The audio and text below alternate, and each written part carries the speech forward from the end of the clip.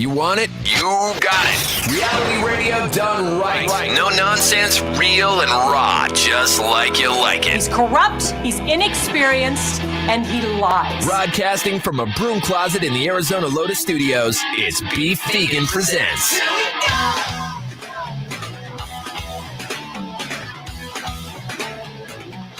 Yo.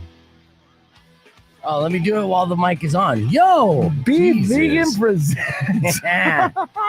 Good morning, Big Bo Awesome. How you doing, buddy? I'm doing most excellent, Beef Vegan. It's so exciting to be in this building right now. I'm glad to have you back. Yes, that's Big Bo Awesome, everybody. I give a round of applause to my friend here. He's back in the building. Where's my soundboard? There you go. See, I got it. I'm on it.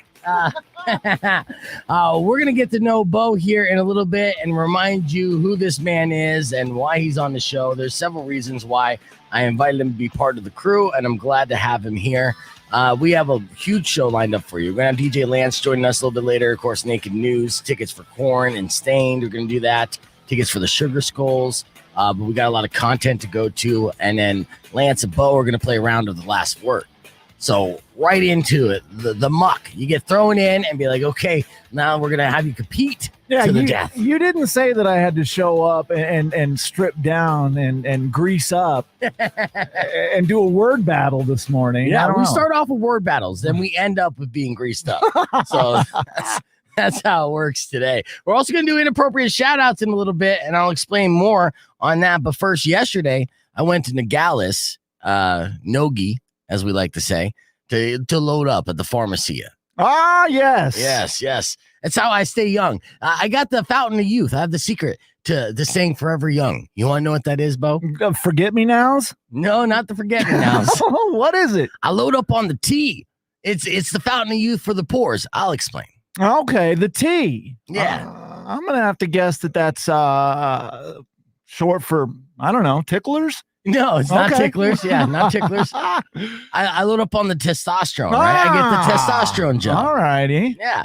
Now, testosterone gel for, a man in his 40s or any, even guys who are older and stuff, it kind of keeps them young and virile and just, it gives the energy and all that stuff. So it's like the fountain of youth, but again, for the pores. If I was rich, I wouldn't be doing testosterone gel. I would be doing like stem cells or just eating newborn babies or whatever they do. Disgusting. I know. Yeah, they do. I think plasma transfers and the rich, they got it down and they know how to stay young for a very long time. So you wouldn't go to Nogales if you were wealthy to get your fountain of youth drugs? No, I would. If they were selling umbilical cords in Nogi, I'd get two. All right. But the problem is whenever I go down to Nogi, I have people being like, oh, you're going to Mexico? Give me this. It's usually penis pills. Pick me up this. Why does everybody want the penis pill? I don't know. And I've been in scenarios where I've come across the border having like a variety, a sampler's pack of penis pills and just looking at me like, oh, got a dead penis, huh? Like, they're not going to stop you. They're like, get in here, buddy. You've got some work to do. Yes. But yesterday, I had a different request from my mom, of all people, who suffers from a rheumatoid arthritis. So her whole body hurts. And, with medications today, it's very expensive. I mean, there's been instances and stories out of like insurance companies willing to fly their patients down to Tijuana, to San Diego, put up the money for the flight, the hotel room, just to have their clients go across the border, get their prescription and go back because it's cheaper for the insurance companies to do that than to pay for the actual medication that they need to survive. Yeah, that's the world that we live in. That is the American way. All right. So, I get these kind of requests and I understand my mom's plight. It's too expensive for her to get this medication, which I figured was like an anti-inflammatory. I don't know exactly what it is. So I get my testosterone gel and I pick up 2 bottles of Tramadol. It's a 2-pack for only $20. Oh, super cheap, right? Here in America, what would it run? Like 200 at the very least. Yeah. Like the markup is insane. Keep up on that. No. So I go, and it's one of those weird days at Nogi where like nobody's at the border. So it's the quickest in and quickest out that I've ever had there. I like that. Yeah, I'm stoked. I'm super happy. I'm like, cool, I'm going to get this done. So I go and I check in and they're like, what's in the bag? And I'm like, just stuff from the pharmacies, the stuff from the pharmacy. And they look in and they see the testosterone gel and then they see the tramadol and they're like, what's this? And I'm like, oh, it's medication for my mom. And they're like, you're not allowed to bring this across the border. Whoa. I'm like, whoa. Oh, I didn't know that. And they're like, we could arrest you for bringing this across the border. And this is a class, whatever, it's like drug smuggling to them. Huh. Like I was apparently like trying to smuggle across narcotics across the Mexican border, unbeknownst to me. You're a mule. I was a mule. In this moment. I was a mule who just openly carried it in my hand. Like, here, look at this. I'm bringing this across the border. Look at me. I'm committing a crime, Border Patrol. I'm just trying to help my mom. Yeah. So I had to have the discussion with 3 Border Patrol officers who then swarmed me and tried to like sweat me for bringing this across the border, threatening to arrest me. I thought I was going to be in a holding cell all day yesterday because of a $20 2-pack of pills for my mom. They'll make you trade your car to get out of that situation there. Seriously. So how did this wrap up? Because I can't imagine you made it back over with the drugs. I did not make it back over with the drugs. This was, that was a good assumption. I know. So I said, look, guys, obviously I'm ignorant on this law. I did not know what I was doing, or I wouldn't have showed it to you. I would have keistered it, and I just would have waddled across the border, and I saved us both the time from you having to search my rectum. So, please, was there a full cavity search involved? There was not. No, thank God. I know. They trusted that if I didn't smuggle that in or hide those, then I didn't hide anything else.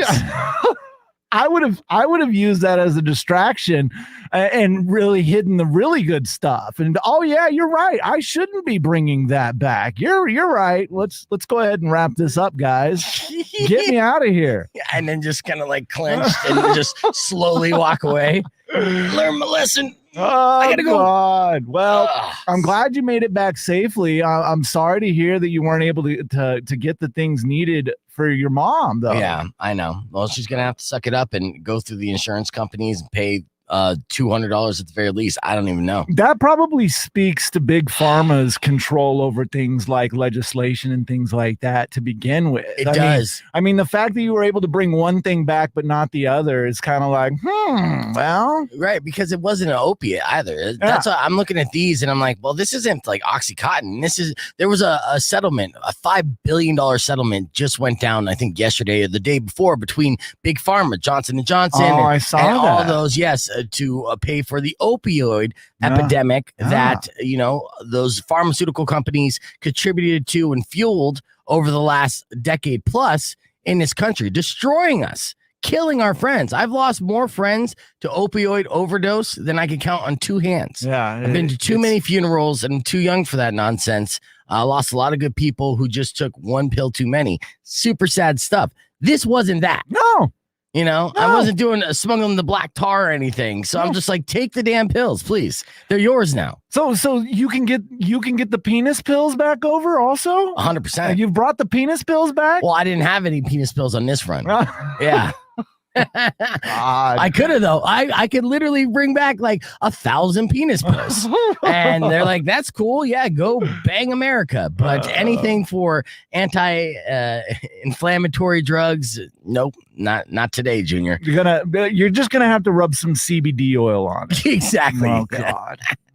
So it was an interesting day to say the least. Well, I'm glad you made it back safe. Thanks, buddy. Yeah, I'm not in jail. That's good news.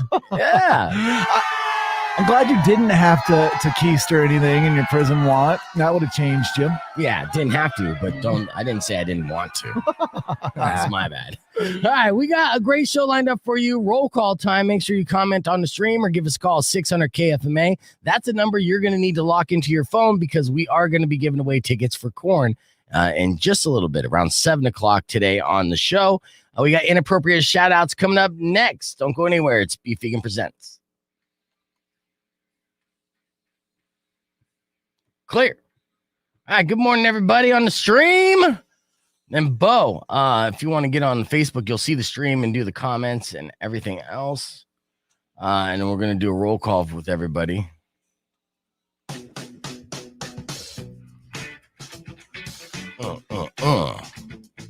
You want to see it over here? This is what it looks like. Well, I've got Facebook. Are we on what stream? We're on KFMA page. And this is StreamYard. It's the program that I use. And you throw in my little teas there. All right, let's go through these comments. Good morning, David. David was the first to comment here on the stream before we went live on the YouTube. Manny right behind him. Good morning, Manny. Key one. What's up, brother? Eric, good morning, brother. Brother. I don't know why I said it like that. Nick, good morning. And Nick says, good morning, everyone. Rick. Oh, yeah. I don't know what I'm doing. You got to mute that. All right, let's see. I'm sure the answer will be my balls for something. You're absolutely right. All right, Mike Dame. Good morning, Laura. We got a lot of early birds on the stream today, which is awesome because I have some stuff to show for you, and the stream is looking good. So I think I figured out the glitches in the stream, and my workaround for that is to not have 3 different windows up on my computer for the StreamYard. And then when Lance gets in here, I have a brand new webcam that I'm just going to have him set up in his. Mike says, I did get banned the other day, so I made a new account so I could be here today. YouTube was too glitchy and dull yesterday. Was the YouTube stream glitchy yesterday? See, I'm working on it. I'm working on getting that new computer. Scott. Oh. What is going on with your... I can't get to the comments without the video coming up. Well, so... you can't mute the video? Just turn the volume down on your... I don't know. It's early. That's all right. So good morning, Douglas. All right. So, yes, we got inappropriate shout outs coming next. So, Bo, I need you to look at your YouTube page as well. So we can do that. And let me show you this. Let me know if this works too, guys. You ever see a flying car? Do you want to see a flying car? That answer should be no and yes in that order. We're going to do a pop quiz in a little bit too. All right. Let me show you this. This is going to be crazy. And hopefully it won't be too glitchy, but we'll find out.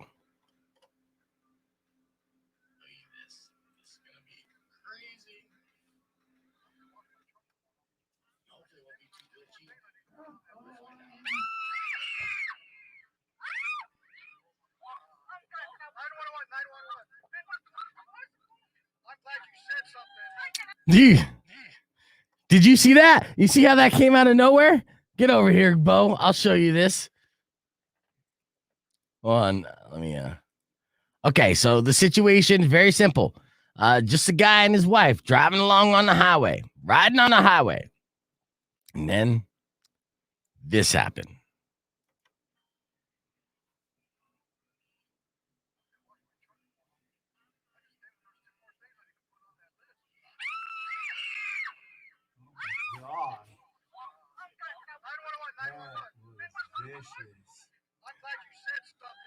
Now, as you can see, the driver did survive, and that's the good news.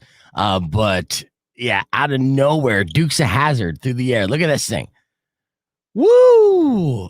Oh, how that driver survived, I have no idea, but you got to give it up to the make and model of that car. Was it a Kia? That's funny that you said that because I drive a Kia Soul, and my daughter's aunt, her friend drives a Kia Soul as well, and she was in a car accident, a really bad car accident, in her Kia Soul, and she said that Kia Soul saved her life. Yeah, and I'm like, that's great because that's going to be my daughter's car once I pay it off, and I want something safe for my daughter because I don't expect her to be the best driver if she drives anything like her mom. All right, get back on the stream here. No, I'm saying get back in your spot. So, yeah. How'd that video look and sound, by the way, as I'm testing this out?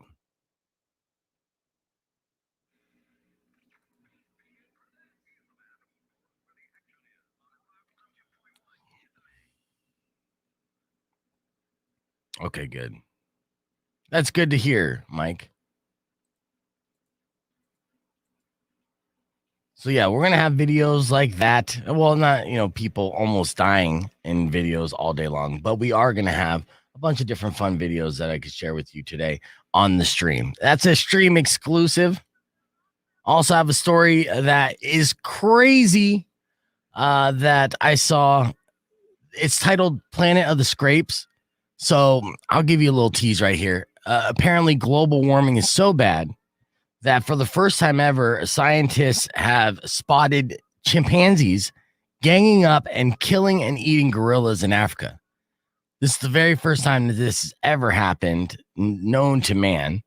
And they're blaming global warming for that. I'll show you pictures, not of chimpanzees eating gorillas, but I'll give you more details of that story. And that's a strictly stream thing. On the air, we like to have fun. On the stream, we like to depress you and remind you the world is going to shit. Yeah, have you talked about monkeys eating other monkeys lately? Yeah. No, I have not yet. I'm glad that you mentioned that because I got that ready for around 6:40. All right, we got about two and a half minutes. You got your Facebook up and ready? Me? Yeah. Cool. All right, cool. Video looked good on the YouTube. That's good. Denise said, good morning, Dog Pound. We're calling him Dog Pound now. Sweet.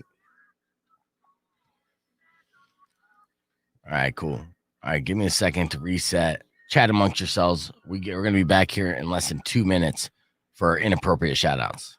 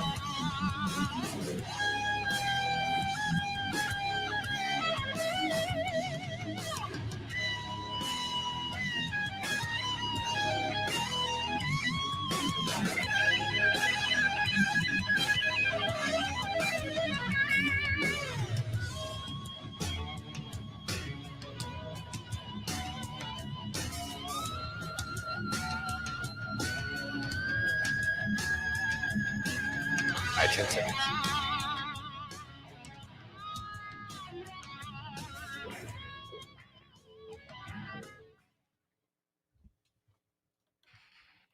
Rock 102.1 KFMA, that's Pretty Reckless. Welcome back to Beef Vegan Presents. I'm hanging out with my friend Big Bo Awesome this morning. Welcome to the show, Big Bo Awesome.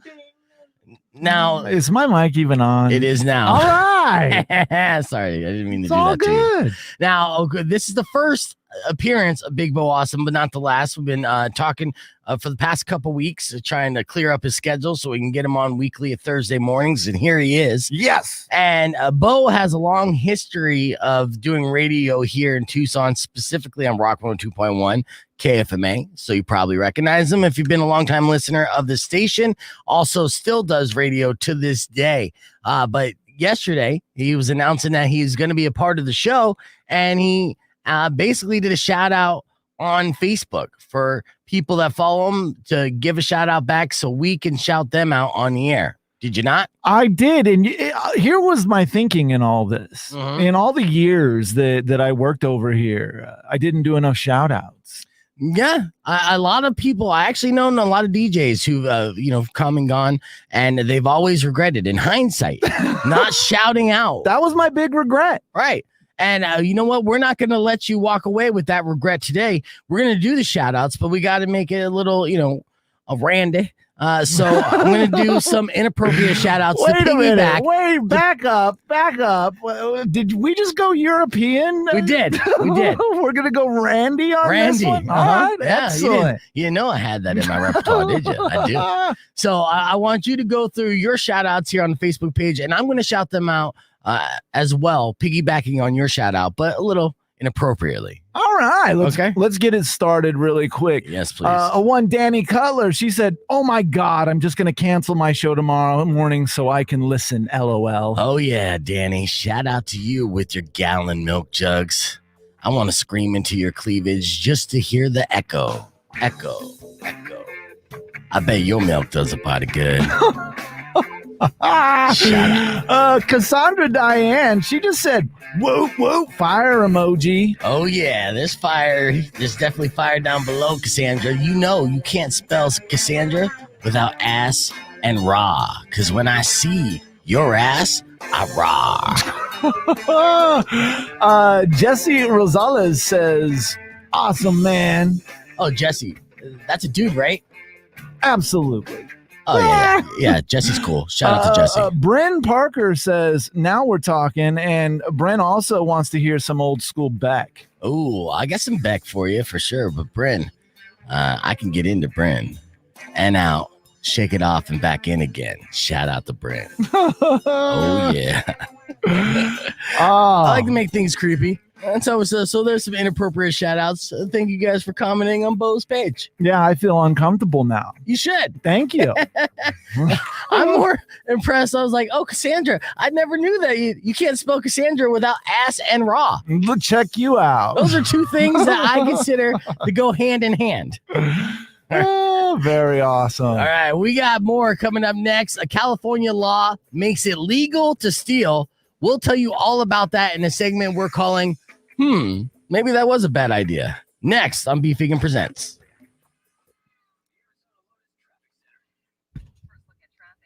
Clear. Sweet. Nice quick hit.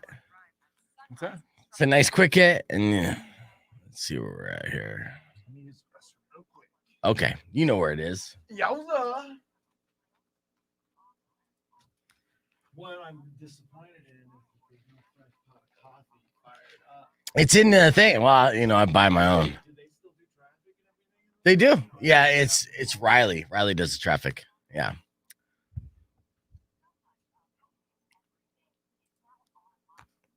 All right, let's see. Just reading through all your comments here. Do you have a ton? Oh. All right, we're going to hit that reset. Toothpaste. Okay. Here's a dad joke. I love these dad jokes.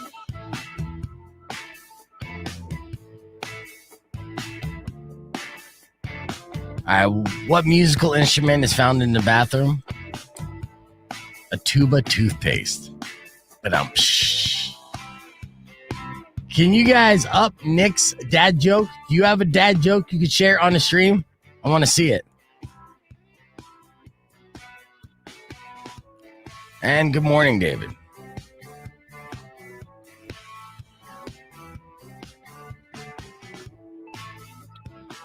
I don't know, Denise. Just call them friends. Friends of family. So that's the way I look at it. I feel like we're all friends here.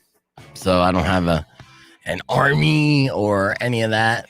Maybe part of the crew, just like the people who join the show are all part of the crew. But they're not beefles or anything that's a play on words of my name. Just friends of the show. So if you meet someone else that, listens to the show, be like, oh, you're a friend of the show as well. That's the way I look at it. Oh, time for me to man up.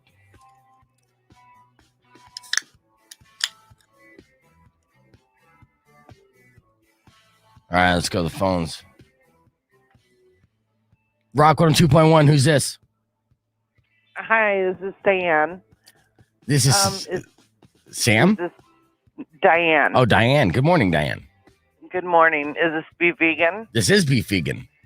So I overheard your talk about the pharmaceuticals, Yes. and I just wanted to let you know my husband has a prescription that at the regular pharmacy was going to be $173. Mm-hmm. And we took it to the Marana Health Clinic pharmacy, MHC Clinic, Mm-hmm. and it was $19.86. Look at that. That's great. Yeah. That's great that you didn't have to go across the border for it, but that's still insane that you have to go through other options to get a cheaper medication. Right. I mean, but it's here right in Tucson, and it's a not-for-profit. Nice. So that's why their medication's a lot cheaper. Right. So I just wanted to tell you about that. So maybe your mom's medication would be a lot cheaper through there. Do you have to be a vet to do that kind of stuff? No. Okay. No, and you don't have to be a patient of Marana Health Clinic either. Okay. And there's one of the pharmacies over on Wilmot Nice. at 899 North Wilmot. Okay. So give that a shot. I will definitely. Maybe keep you from getting in trouble. Yeah, keep me from getting arrested at the border. Yes, I would Right. appreciate that. It was That would've kind of been scary. Yeah, it And was. I was like, I gotta call this guy. I don't want him doing that again. Yeah, I need to do a show the next day. I'm like, you guys don't understand. I got a very important job. And they're just like, shut up, drug mule. Like, oh, Yeah, they don't care what kind of job you have. I know they don't. So, I know. well, good luck. I hope you can get your mom some medicine. Thank you so much. I appreciate the You're- call and the heads up. Bye-bye. Bye. That's super sweet. So yeah, the Beef Brigade. I don't know. I don't know if the Beef Brigade, again, just friends of the show. Oh, Denise has a dad joke. All right, what do you call a factory that makes okay products? Can you guess this one, Big Bo Awesome? No. A satisfactory. Yeah. All right, let's It's actually see. pretty good. That is pretty good, As a right? dad, I can appreciate that. Exactly. So we're doing dad jokes here on the stream. I want to hear another dad joke if you got them. Nick started this off as he did yesterday as well. I don't know what happened in my life, but at some point I stopped being able to tell jokes. you gotta say that in the mic still. I used to pride myself on telling jokes, and then now I'm like, fuck it, who cares? What, you gave up on telling jokes? Yeah, I'm like, no. And now I've almost given up on laughing at other people's jokes at this point. I don't know. What the hell are you doing here? We're doing a morning show. I need you to do one or both of those things. Make your jokes funny, goddammit. Okay. The pressure's on me. I get it. But yes. No, because at this point I'm a huge appreciator of dad jokes, but I have not remembered a single dad joke. But whenever someone's like, "Hey, I got a dad joke," I love to listen. Yeah, nice. And then not laugh. Because I died inside a long time ago. That was nice. Good job. Just kidding. Let's see. Yeah. So Nick, he started things off saying, what musical instrument is found in the bathroom? What? A tuba toothpaste. Oh God. All right, so you didn't laugh that one. Ba-dum. Yeah. We need a bell. We need some rim shots. And then here's Nick got another dad joke. I used to be addicted to the hokey pokey, but then I turned myself around. It was a positive change that was made there. Yes. Yeah. So I love those dad jokes. Let's keep them coming. And then up next, maybe that was a bad idea. It's pretty interesting, this story that's happening in California. I have a couple theories too. Oh, this is what I need you to do, Bo. I need you to look up items, like good items that you would want to buy that are under $950.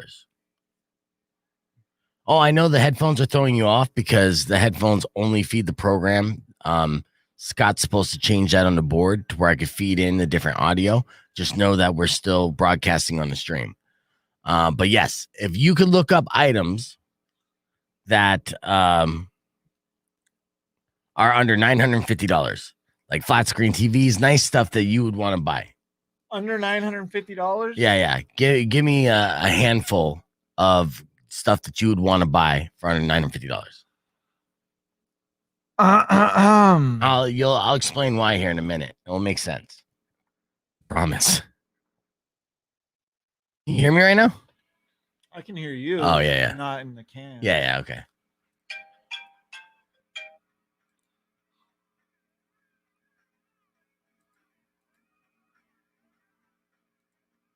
All right, we got 24 here. 1 on Twitch, 9 on the YouTubes, 14 on the Facebook. Oh, yeah, I got to share on Facebook. That's what I was trying to do. Did you guys see the little write-up I got finally yesterday? It's nice.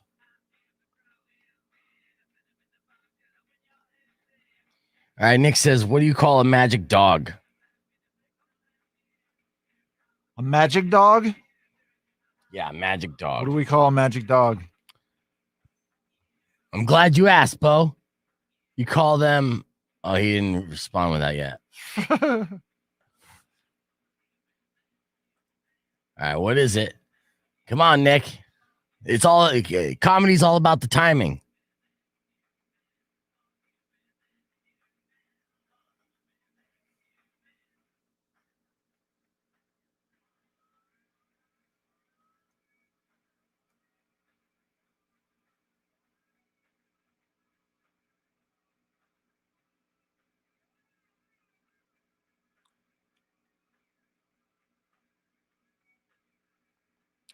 Oh, yeah. Almost there. 2 minutes. Okay, here it is. Alabracadabra. Did you hear that one, Bo? What? Alabracadabra. Are you getting mad at these dad jokes? No. Love it. All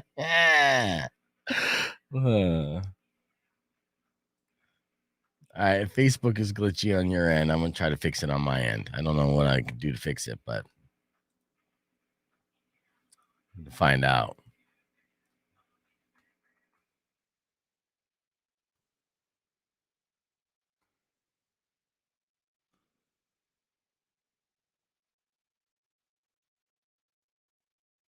All right, about minute 15. David liked that one so far. Nick said that was the best one so far. Okay, good.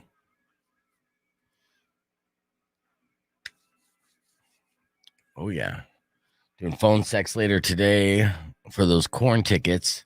If you're just popping in the stream on KFMA, on the Rock 102.1 KFMA page, and you're wondering about those Korn tickets, that's the heads up. So phone sex, super simple game, but difficult at the same time. Give away those Korn with staying tickets. And then I got those Sugar Skull tickets. We're going to do all for one or none for all is a game that I'm going to debut today. Try to give away 3 pairs at once. All for one or none for all. Very simple concept. I'm going to ask one question, the same question to 3 different people. They're going to be on hold, so they're not going to hear the question until I ask it to them. And if they all get the answer right, they all win a pair of tickets to the Sugar Skulls. But if one person gets it wrong, nobody wins. So doing that here in a little bit. All right, let's get on.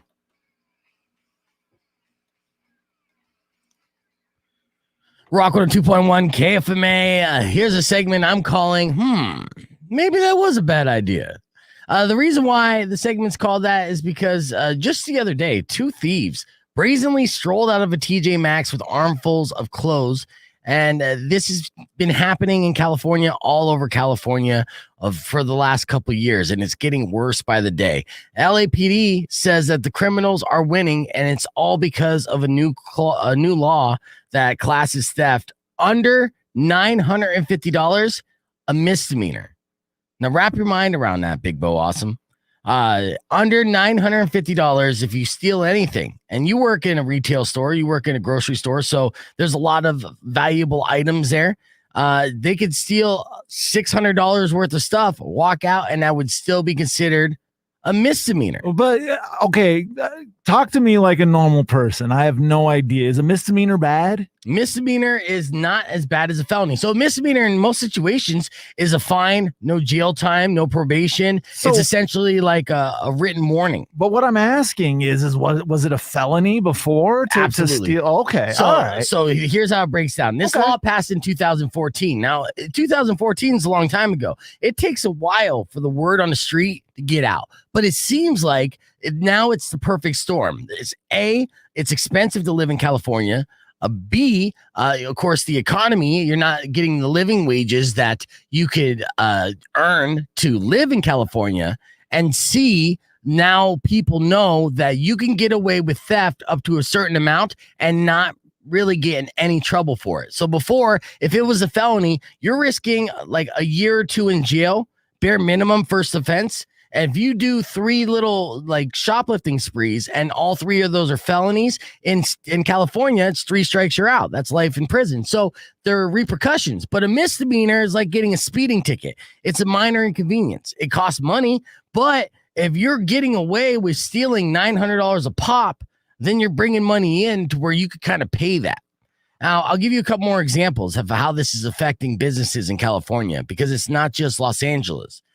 In San Francisco, it's getting really bad. There's a lot of videos that have been going viral recently. In fact, actually, just last month, there was a video captured of at least 10 people that walked into a Neiman Marcus store in San Francisco right before they closed and just fled with a bunch of bags. It was a snatch and grab or whatever.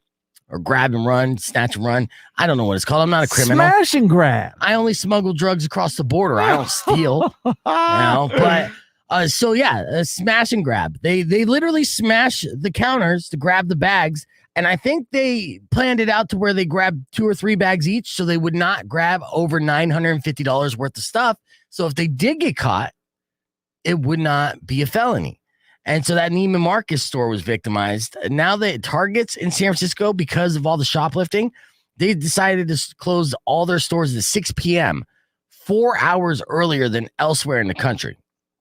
Right. And it doesn't stop there. Walgreens, they shuttered 17 stores in that area because of shoplifting concerns. Now it's super expensive to live in San Francisco. We know this. Silicon Valley and everything, that big boom. I have an uncle and an aunt that live there, and I visited there, and I've heard about the prices, and you see it. You know, you got 2 different classes. You have people with money, and you have people without money.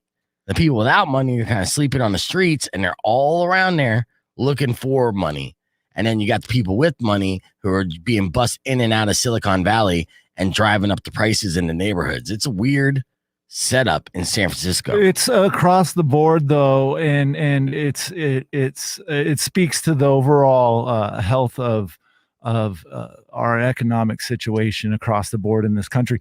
I'm going to blow your mind really quick. Okay, here, do that, please. Vegan, first thing in the morning, and as somebody who has worked in retail his entire adult life, it may shock you to believe that I am actually pro shoplifting. and here's the deal. Okay. Neiman Marcus, Target, they are not victims by any stretch of the imagination. If they paid people living wages, guess what? There'd be a lot less people apt to go and steal stuff from them. And I don't think that lowering the threshold on the punishment is going to encourage someone like yourself or like me to be like, you know what? Let's just go do that. It will, make it a little easier for the people that were already doing that out there to continue doing it. But I would never view these multi-billion-dollar corporations as victims, because That's true. I mean, they take advantage of little people like ourselves all day long. And if they literally paid living wages, this probably would be far less of a problem for them. it's true. I did create that perfect storm I was talking about. The fact that people can't make money, desperate times create desperate measures. And in this situation, it's not even that desperate of a measure, knowing that you're not going to seriously get in trouble for it. Yeah. So it is an interesting scenario that's happening and playing out in California. And I wonder, gangs, they're organized. I wonder if there's a business. To catch a criminal, you got to think like a criminal. That's a saying. Right? There you go. So say, and I'm not saying you should do this. You definitely don't do it in Arizona, because it's still a felony to do shoplifting, anything over a small amount. But in California, I bet you there's probably scenarios where gang leaders are like, okay, I got stealers. You go out there, you steal me this product. I'm going to pay you a certain amount, and then I'm going to resell it. It goes on here in Arizona like you wouldn't believe, that exact situation. I mean, dude, the swap meet, and bless its heart, is funded by people stealing stuff from grocery stores and then taking it down there and selling it, which, again, I'm pro, because of the simple fact that, you know what, these guys are picking our pockets every single day anyways. So, and that's not me encouraging people to do that. I'm just saying I'm not going to go hate on these guys for the simple fact that, you know what, we're all trying to make money in our own ways out there. We're just trying to get by. We're just trying to get by. Did you come, real quick before we wrap up this segment, did you come across certain things that you can get for under $950? Well, not encouraging people, just giving examples. No, but you would find Bo at Home Depot. All right, loading up. I'd be picking up some generators, maybe a new lawnmower, a new charcoal grill to go with my gas one I've already got. So yeah, I mean, I've already got my plans. I could do $950 in one stop, basically. As long as you keep it to $949 in California, you'll be all right. For but today. Still, yeah, in hindsight, maybe that was a bad idea. I don't know. All right, that was that segment. When we come back, we're going to be talking about Jeff Bezos, because he went on the record saying he's not in a penis measuring contest with Richard Branson, the man we call Big Dick. But we'll debate that next on Beef Vegan Presents. Clear. Nice. I got some comments here on the stream. Hold on.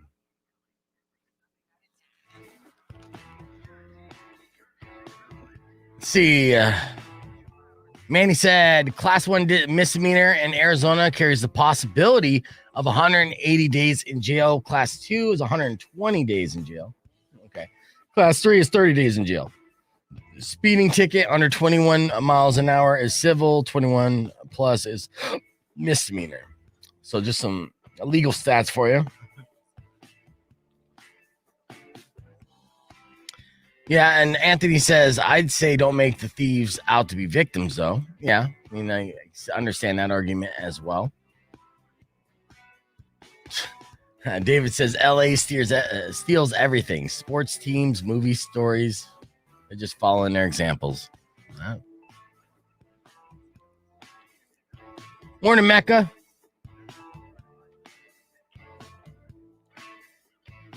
Yeah, jails are crowded there. Rents are high. Perfect storm for sure. Yeah, it's a shit show everywhere we go. Let's be honest.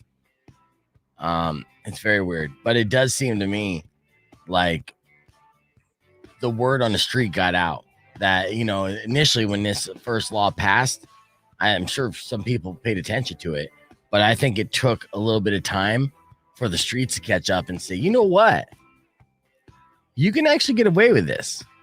And that just led to straight up brazen, ballsy jackings. And out, what are you going to do about it? Dude, I'm telling you, though, I've worked first in Grant.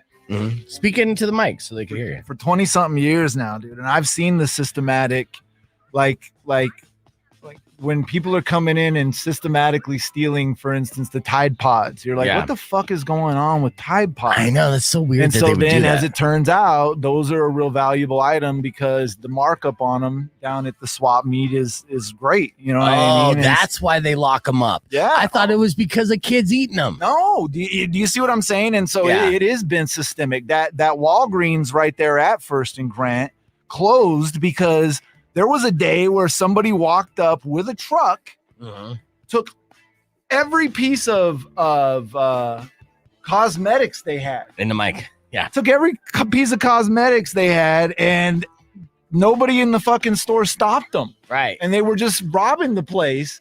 And so that's Going in and out. No, they just loaded up a truck. They took every piece of cosmetics and nobody stopped them because the policy in a lot of these places is don't stop anybody. Well, there was a Because story. it's not worth your life. It's Yeah. not your shit. So nobody stops anybody. But that store got robbed, and dude, that Walgreens closed. And I was like, holy shit, just like that, huh? And I'll tell you what, like there was an example in that piece that we just did that I did not include. I took it out because it was of a clerk who tried to stop two kids doing a beer run who ended up getting shot and killed. It's not worth it, you know, but there's a lot of these guys, minimum wage heroes that are trying to, stop these people doing petty crimes and in getting hurt because of it. So that exact story is the one that we use as a guide to just not do shit. Like, right.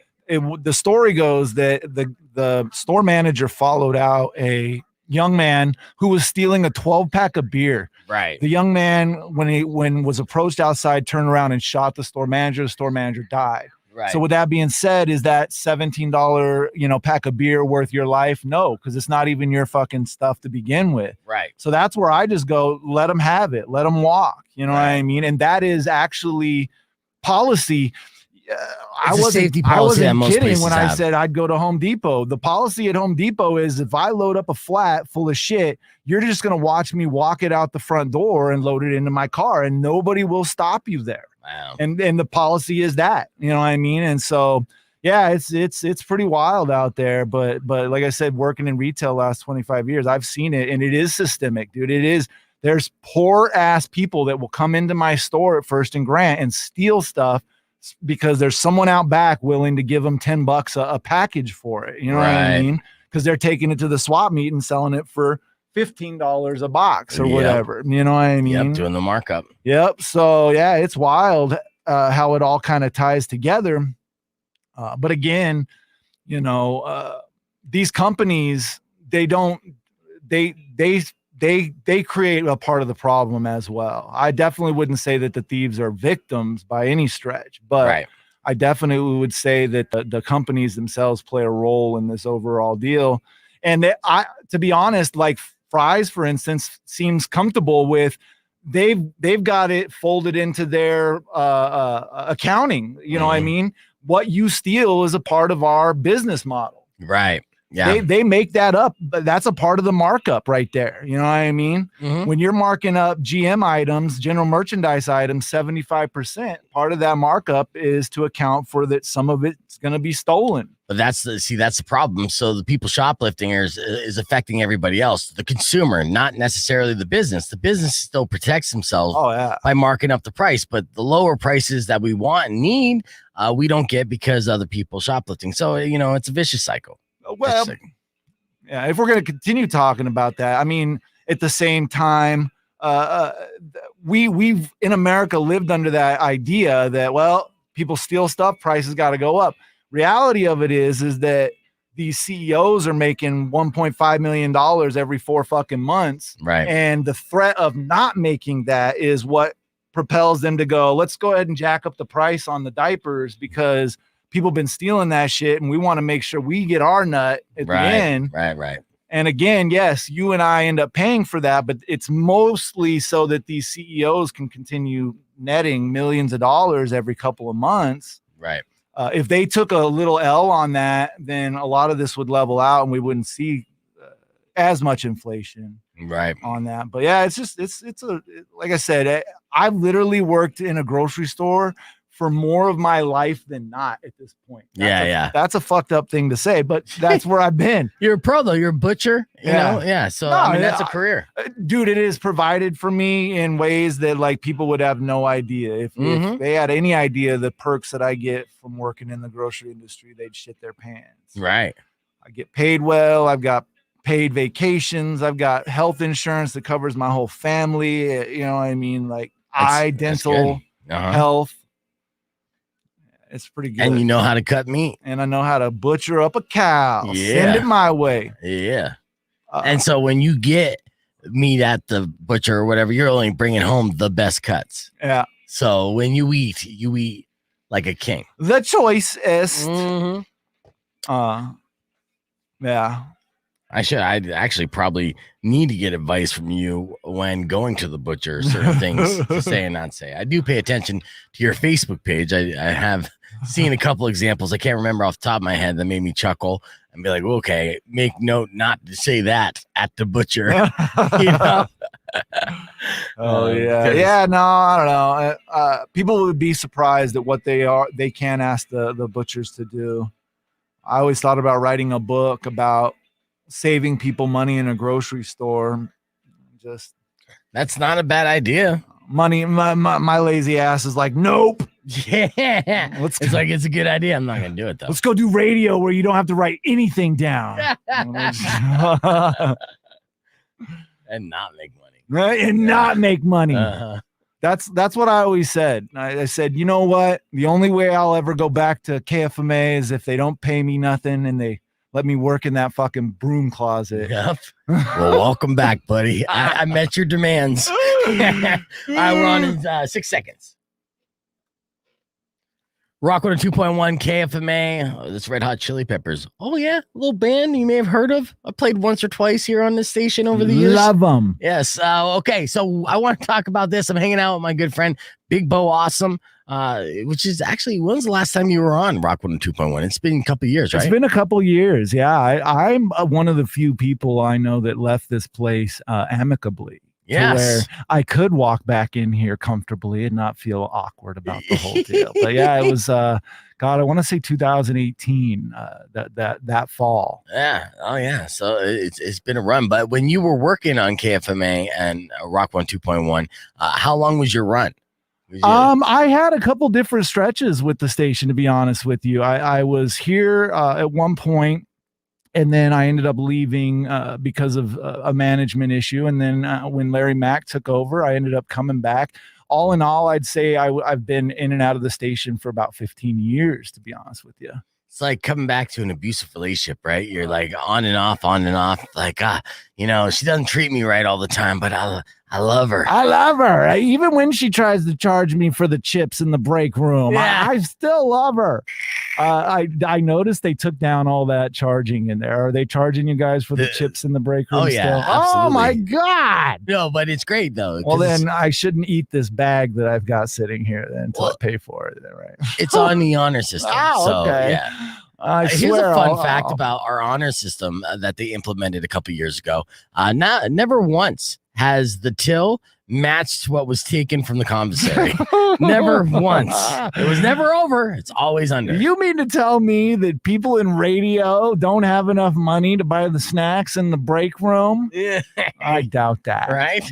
Well, I'm talking to you with headphones and only have one side working. Yes. Oh, my God. Oh, this broom closet's the best. I love it here, to be honest with you. I mean, I do miss the station. I love this place. Like I said, I've been in and out of here for multiple years. I'm excited for you to be over here, Beef, and I think that you've got a really good thing going for you. Broom closet and all. Thank you. Well, if it wasn't a broom closet, I wouldn't feel comfortable. There you go. Let me share this Bezos story real quick because, Bezos is, he made his way up to space earlier this week. Huh. And what the internet all agreed was a giant penis, much like Dr. Evil's rocket. It was the Dr. Evil penis rocket. And he looks like Dr. Evil. I mean, the meme it writes itself. So everyone squinting knows. And everything else, he's got the weird eye squints and everything. Yeah. Right. Now, I mean, they talked about the Simpsons predicting the future. Nobody thought for a second that Mike Myers and Austin Powers can predict the future. And there we go. But of course, he went up to space a week after billionaire Richard Branson went up to space. And on yesterday's CBS This Morning, Gail King asked him straight up, is there a competition or a game to quote unquote find out whose is bigger? To which he replied, Gail, I promise you really isn't. It's not a competition. Mine is huge. But he actually went on to say his point and everyone else's point in taking these little joyrides to the upper atmosphere of our planet is to maybe one day have all heavy industry and polluting industry in space. So taking our trash on the planet that we're accumulating and just throwing it out there in space, like it's out of our world, not our problem. These solutions that these billionaires cook up to justify them wanting to just take a little jaunt into space is hilarious. It's like the idea of let's repopulate Mars before we just fix the planet that we're already living on, because that sounds like it'd work out so much easier than just fixing the planet. It's like insane ideas. Bless his heart. I'll tell you, my takeaway from that was that Jeff Bezos was way shorter than I had ever imagined him, because the last couple of years I've just seen these pictures of him walking alongside like his girlfriend or whatever, looking all jacked. Yes. And there was never like another like male around to contrast him by. So I was like, man, this guy is like a titan of industry. And then seeing him after that space flight, I was like, nah, yeah, he's a tiny billionaire. Him and Bloomberg out there. That's why he became the richest man in the world. But could you imagine? It's like, no, I took that space jaunt to help, humankind. We're going to take all these polluting plants and we're going to shoot them off into space. That's way cheaper than just making them less polluting here on Earth. Yeah. It makes total sense. Makes sense to me. Exactly. All right. Coming up next, we got phone sex for your opportunity to win tickets to Korn. Don't go anywhere. Clear. Nice. All right. We had to get out quickly on that one. But sorry, did I? No. We're good.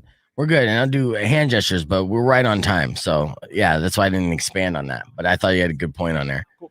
All right. So let me get DJ Lance in the building. I still need a broom in the background. You're right. They want me to have a mascot since I'm in the broom closet, to have a broom in the background with like googly eyes. There you go. It would be awesome. Broomy. But the problem is I can't afford the broom right now, so I got to wait a couple paychecks. Not in the fucking budget. Do people not get this? I should ask them. It's a commercial radio station. Could you guys donate this thing? Yes, please. All right, we're going to take a quick little break. Talk amongst yourselves. We're going to hit the reset. Be back with phone sex. You know what we're doing here.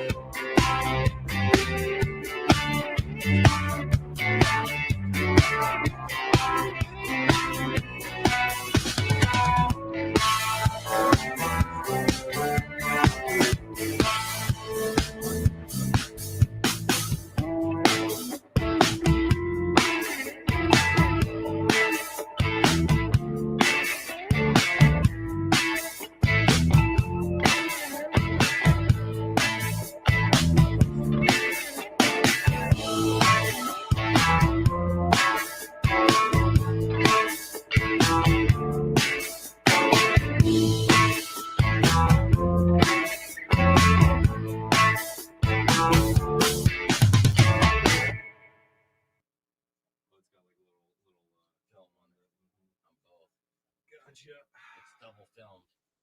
Nice. Oh yeah, that's gonna look clean, buddy. Perfect. All right.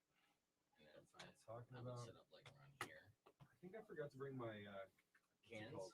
No, not my cans. I got my cans right there. My little tripod because that would have been perfect. Oh yeah. But I can do that next week. Is there anywhere where I can plug this in over here by chance? Are you plugged in, Bo? See, For last what? time I'm not even sure if this will fit over Oh. there. Yeah, because it's such a big And I have this one. You know what I need is I am not plugged in. I need to get myself, or I need to bring extension cord because if I do that next week.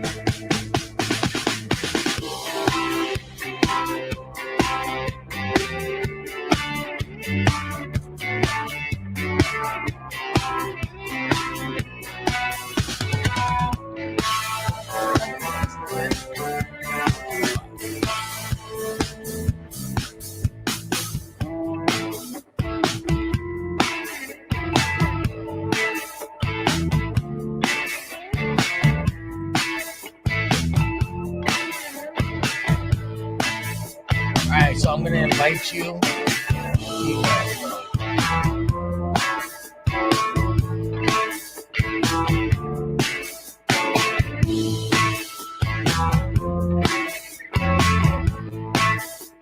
Okay, make sure your webcam's working. All right, guys, we're getting back. We're gonna do some phone sex here in a little bit. I'm getting DJ Lance all set up and situated. Let's see what some of the comments have been going on so far. What's up, Screaming Dean? Welcome to the stream. I like to rhyme all the time. You cannot stop. I can't. Let's see. What's up, Dave? You found the beef. Welcome to the stream. Welcome back, I should say. Let's see. Need a broom all decked out with a crown and some chains. Oh, make it like a mumble rapper broom. Going in for the queen. Oh, I can rhyme, but I can't speak. Oh, yeah. You know what? I'm going to play Beck's Loser for Bryn next. How about that? I don't think Bo could hear me. Oh, shoot. No, I'm not playing Scorpions. Sorry, I didn't realize that was happening there. So cut that song off quickly.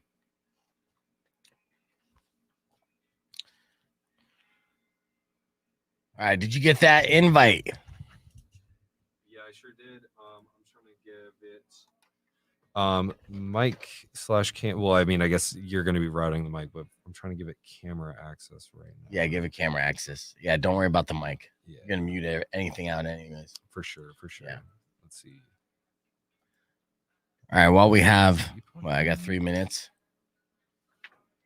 I'm gonna play There for we you go. a video of a student pilot who was flying, and then his engine gave out, and he had to figure it out on the fly. This is terrifying, but it's also one of the coolest things that you're gonna see.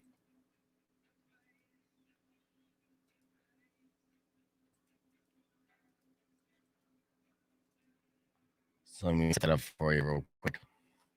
Check this out, guys.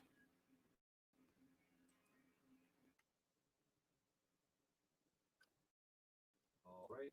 I'm currently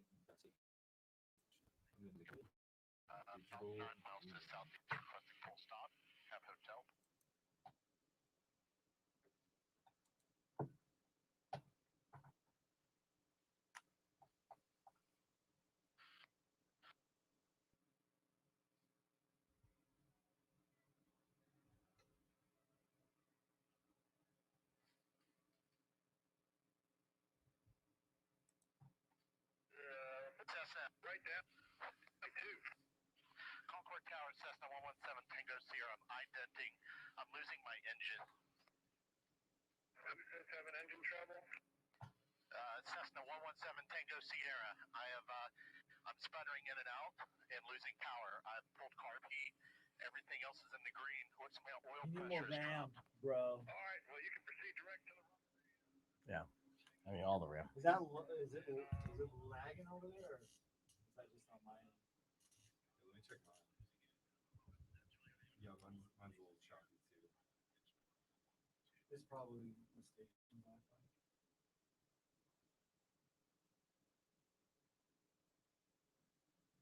I wonder if the station would let you to gaming PC and stream on.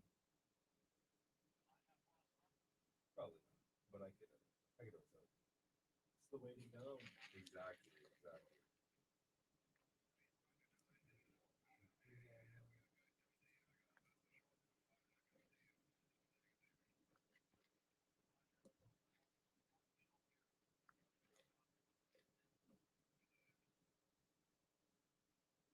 Yeah, the last recording rig we built was basically spec'd after a gaming rig. Just Froze up. that way you can't It froze up. I was so close. 20 seconds, anyways. handle and do, Yeah, see, like I built a gaming PC. I will play the exciting conclusion to that after this. All right, guys, we're going on. Yeah, wrap it up. Rock 2.1 KFMA, welcome back to the show. Let me go to the phones real quick, see who's calling. Rock 2.1, who's this? Hey, Beefy. Hey, who's this? Donovan. Oh, it's Donovan? Yeah. Hey, Donovan. Well, hey, I'm about to give away these tickets to Korn, so I need you to hang up, buddy, because people are going to call in right now and play phone sex. And they're going to try to win tickets to see Korn with Stained at Auction Pavilion on September 13th. It's a big deal. I'm curious. I'm not a big fan of the Korn. Okay, I'm sorry you're not a big fan of the Korns. That's why I got to have you hang up. I got to have people that are big fans of the Korn call in. I'll talk to you soon, Donovan. All right, yes. So what I just said is real. It's that time to give away those tickets. So let's play a little game called Phone Sex. Are you ready? Beef Vegan presents He's as horny and as hairy as a tomcat. Phone Sex. Hot sex. All right, the way Phone Sex works, you give me a call at 600 KFMA. That's 600 5362. And I will go to the phone. You'll be my contestant, and I'll ask you to predict the sexes of the next 3 callers. Male, male, female, male, female, male, female, female, male, whatever, in that order. If you get it right, you're going to win tickets to see Korn. If you get it wrong, whoever you're wrong on, that person's going to be the contestant. And then I ask them to try to pick out the next 3 sexes of the callers. That's how Phone Sex works. You guys should know by now. Let's go to the phones, see who our first contestant is. Caller, what's your name? Manny. Manny, all right, you're my first contestant, brother. Pick out the sexes of the next 3 callers. Male, female, male. Male, female, male. All right, let's go to the first caller. Caller, are you male or female? Male. All right, thank you, sir. Call back again. Next caller. Caller, are you male or female? Male. Male. Oh, that means you're my new contestant. Sorry, Manny. All right, caller, what's your name? Joey. Joey. All right, pick the next 3 callers for me. Next 3 sexes. What do you got? Male, female. Male, female. Male, female. All right, let's see what we got here. Caller, are you male or female? Male. Male. Thank you so much. Call back. Next caller. Caller, are you male or female? Male. Male. Thank you so much. Call back. All right, Joey. This next caller. Yeah. If this next caller is a female, you're going to win these tickets for Korn and Korn and Stained. All right. Good luck to you. Female. Caller, are you male or female? Female. Oh my God! Thank you so much for calling in, Joey. You did it. Good job. I didn't think that was gonna happen, man. But yeah, you pulled off the game of phone sex. Male, female. You just won yourself a pair of tickets for Korn with Stained at Auction Pavilion on September 13th, dude. Congratulations. Thank you. All right. Don't be too excited for me now. All right, so stay on hold. I'm going to get all your information, Joey, and we're going to give away another pair of tickets for Korn and Stain tomorrow morning at 8 a.m. For the rest of you guys out there who are looking to win tickets this morning, have no fear. I got tickets for the Tucson Sugar Skulls, and I'm going to give away 3 pairs all at once. I'll explain that game in 8 o'clock hour. So if you're looking to check out some great arena football action, we got you covered here on Beef Vegan Presents. Coming up next, back in my day, when someone was making it rain, it meant throwing dollars at a dancer. But Dubai just changed that definition and is literally making it rain in the desert. Could Tucson do the same? We're talking about that next on Beef Vegan Presents. Mute it. All right, guys, so I got to hit the reset here and get Joey's information, who just killed it at phone sex. We're going to be back, obviously. So talk amongst yourselves. That's a talent right there. What is? Killing it at phone sex. Killing it at phone sex is a talent. All right, Joey, can you hear me? Awesome.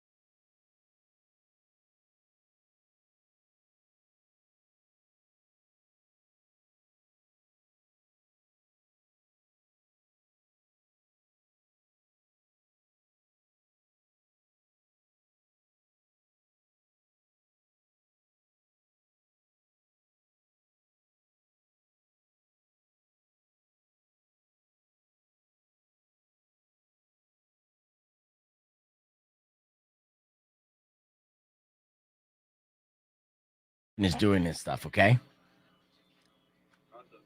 All right. Cool. So you should get that email by September 10th. Okay. All right, thank you. Right on, brother. Thank you. You have a good one. Later. All right, we're back on the stream. Perfect. Yeah. Say hi to everybody. What is going on? I think I'm in the stream as well.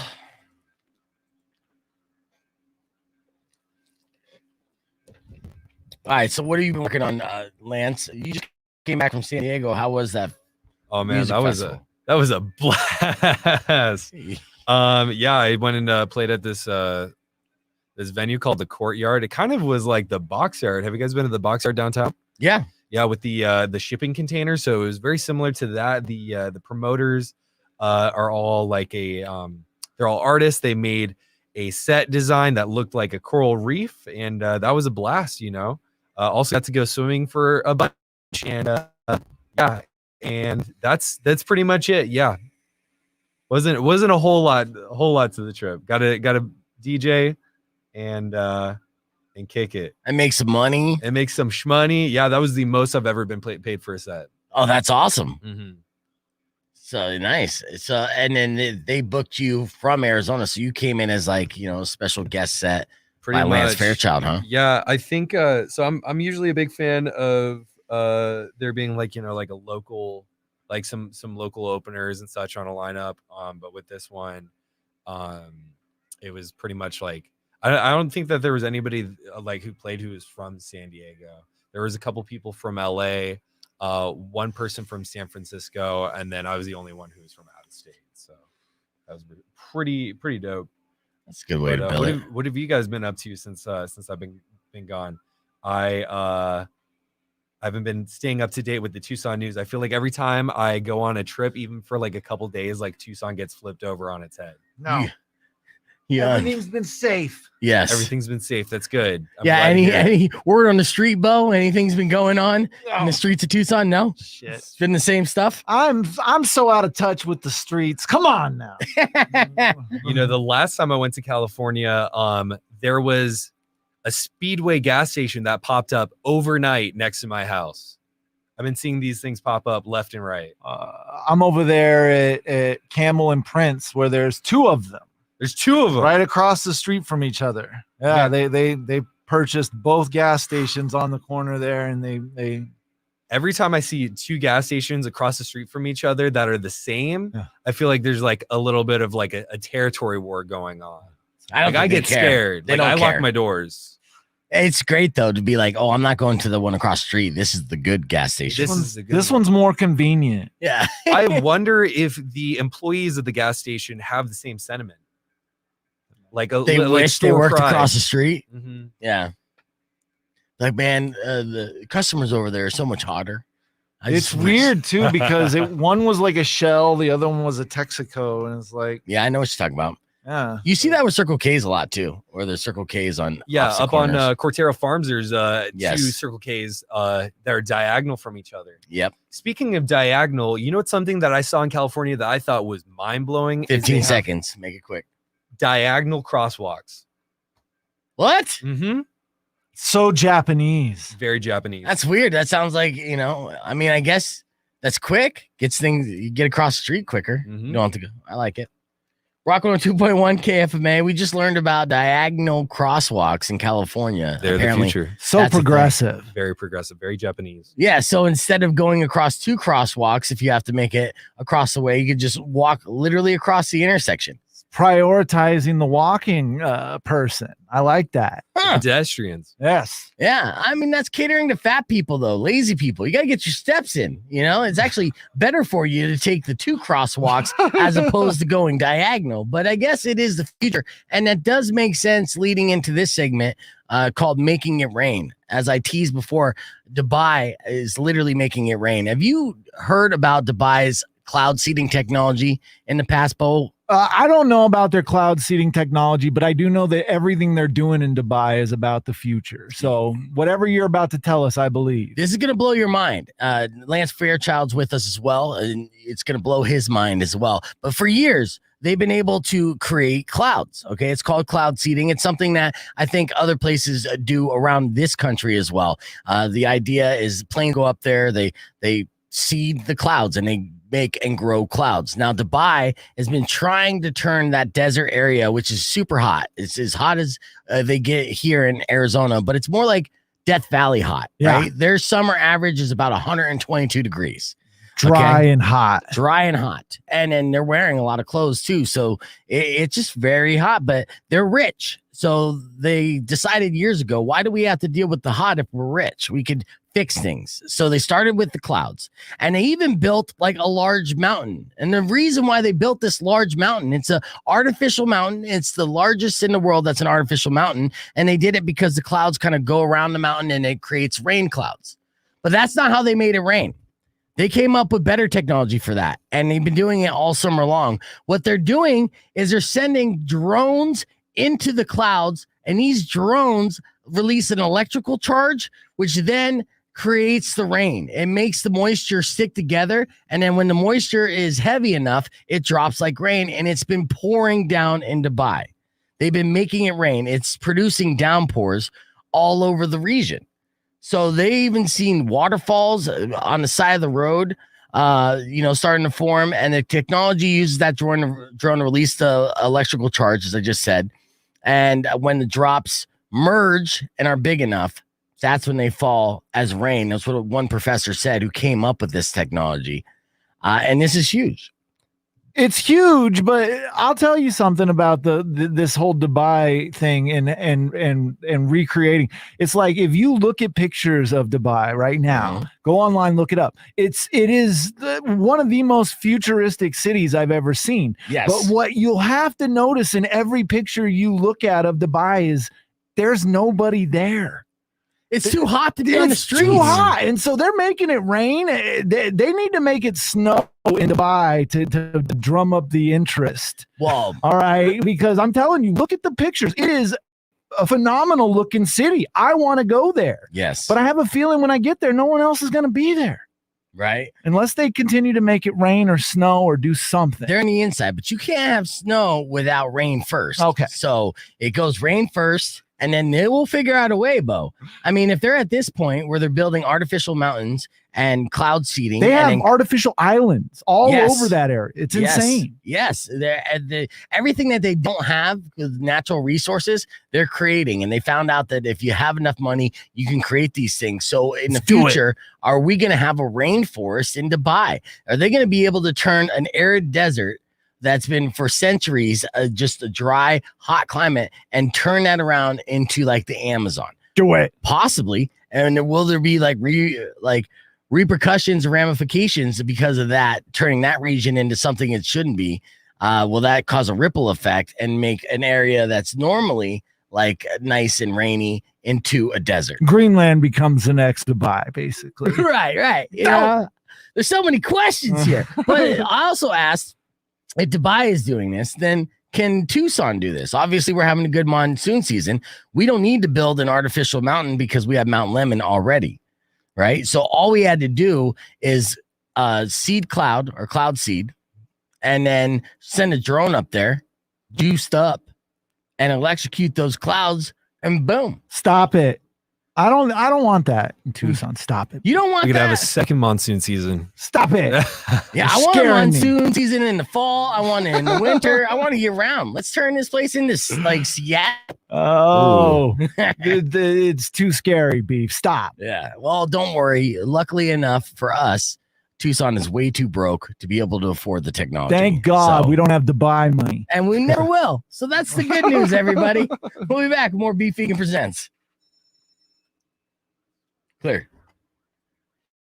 Yeah, I wanted to show pictures of that, but that is insane. Beef. That's some 007 Bond villain shit. Mhm. I like kind of became obsessed with that place because a couple years back, there was this dude out of Phoenix named. Keep your face in the stream. I gotta train you to be on this video. There was an artist named Young Hot Rod. Do you know who I'm talking about, Beef? Young Hot Rod Out of Phoenix. He got signed to this subsidiary of 50 Cent's label called G Note Music. Okay. And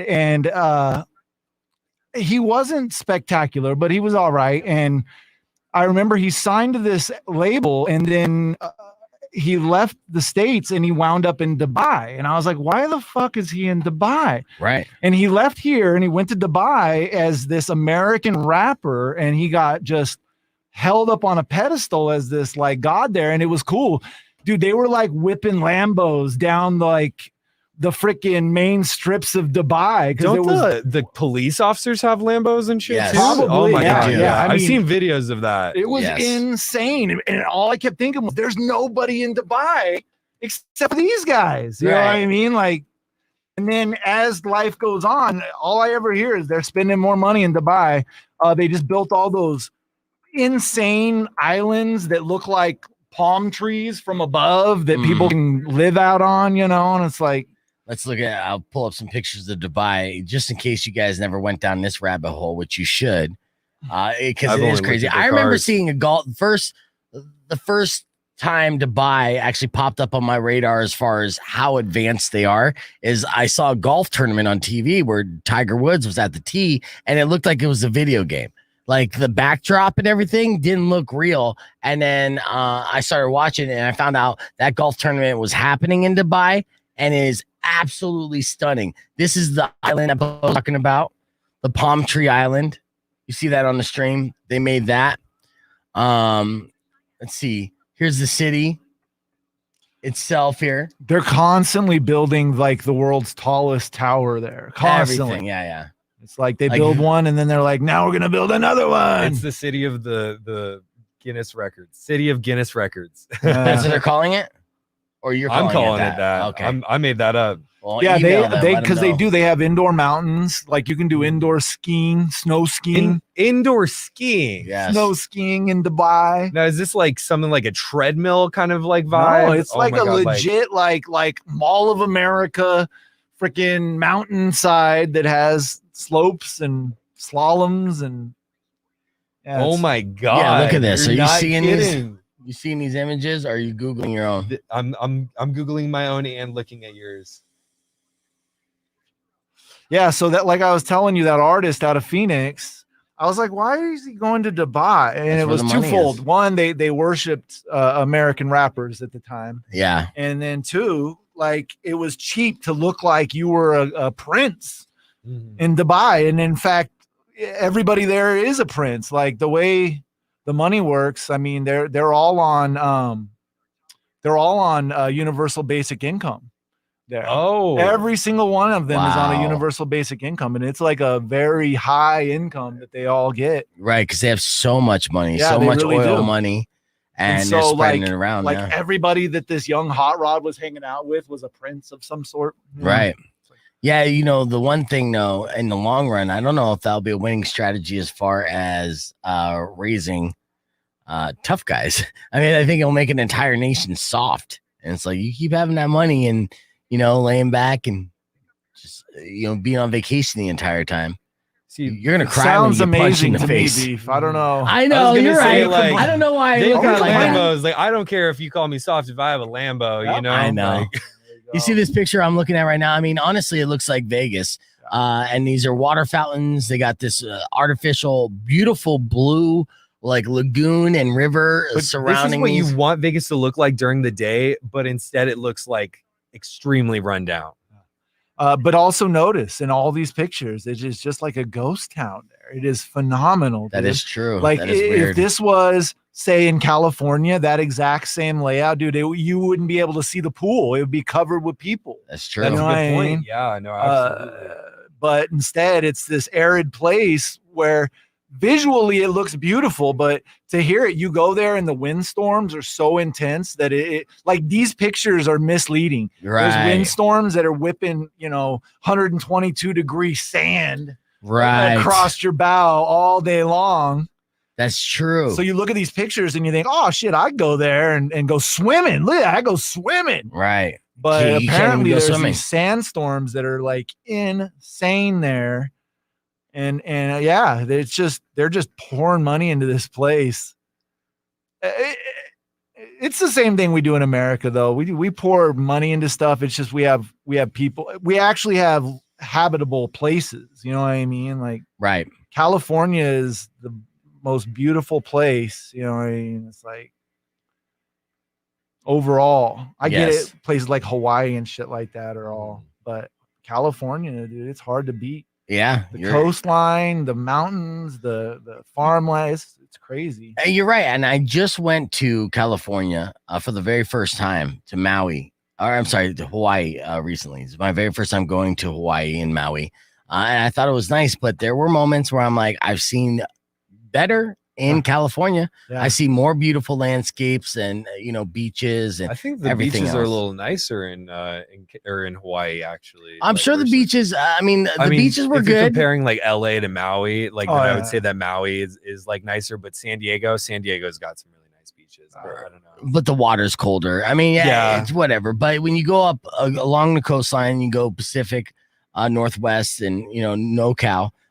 It's very beautiful with the redwoods and just the landscape there and different lakes and rivers. Oh yeah. If they don't have a drought, I mean, who knows what it looks like now? But I mean, growing up, I've seen very beautiful areas, and to where I agree with Bo's argument that it's probably some of the most beautiful land that we have in our country. Not only just the United 48 states, but I don't know. I'm sure Alaska is pretty beautiful too. Alaska's super beautiful. I went to Alaska last year up to Ketchikan, and it was amazing, stunning. Yeah, it was like pictures can't even do it justice. Stunning. Yeah, I don't know. I enjoy the 6-hour commute to not live in California and be able to appreciate all of its awesomeness from afar. Right. You know what? I 100% agree with that. I love going out and playing in California, but as far as living there, I mean, even my friends who live there who are making significantly more money as musicians than I am, they're working 2 full-time jobs in order to be able to afford it. And affording, like, dude, you're paying for beachfront property, and then I think honestly some of the best property in the world, and that's what people don't realize. It's like that comes at a cost. It doesn't matter where you are in the world. It's like, it sucks that that's the way our world is set up, but you're literally paying to have. And then the ironic part being in all that is that those guys never go to the beach in the end. So that's exactly what I was just about to say, is you don't have the time or the money to go. I mean, the beach is free, Yeah. So, but you don't have the time or the money to do all the cool things there. And therefore, a lot of the fun touristy things, or just the fun things, become tourist interactions. It's what I've always said though. Like, I had a buddy a couple years back pick up and move to Hawaii. He moved there. He was like, I'm out. And he didn't have any special skills that facilitated this over anyone else. He was just like, I'm going to give up living a regular life. I'm going to sacrifice a few things, and I'm going to live in Hawaii. Hold that thought. Let me do a tease real quick. All right.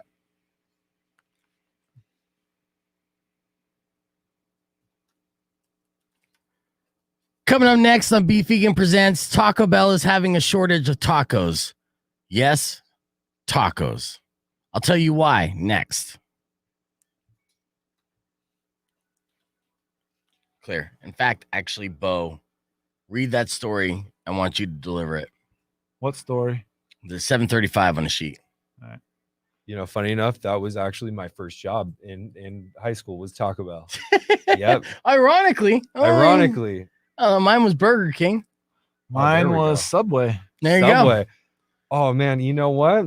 I kind of wish that I worked at Subway instead. That sounds. I was a sandwich artist. Dude. Yeah. This was the 90s. Right? An artisan, a sandwich artisan. A sandwich artist. That's what they called us back then. Yeah, I know. They You still go to Subway, you get your sandwich made by a sandwich artist. I'm the Picasso of slinging meats around here. And my big like hookup was like, I would sugar or sweetheart the cookies to my friends when they come in. Oh, that one's on the house. Yeah, that one's on the house.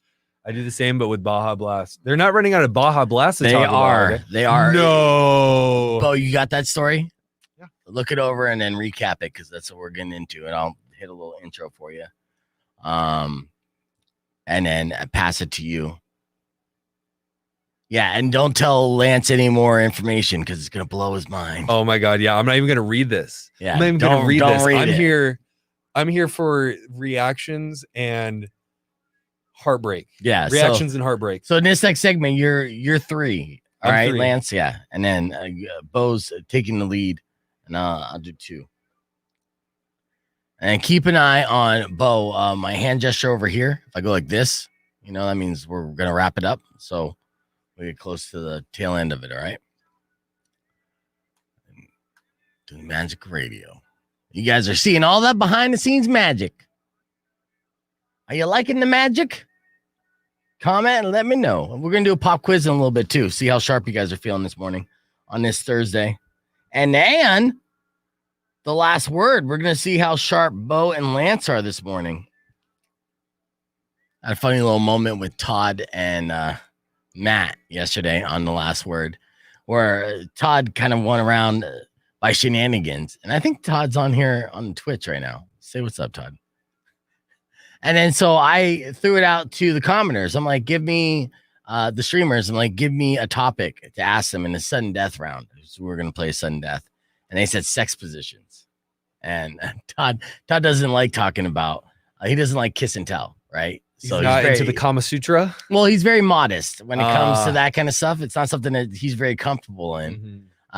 And so that's what makes it better. That's what makes it better radio. That's what definitely makes it better radio. Mm-hmm. So, Matt started off and he was like, Matt's like doggy style and even did a little bark, right? Because he's a bro down. Woof.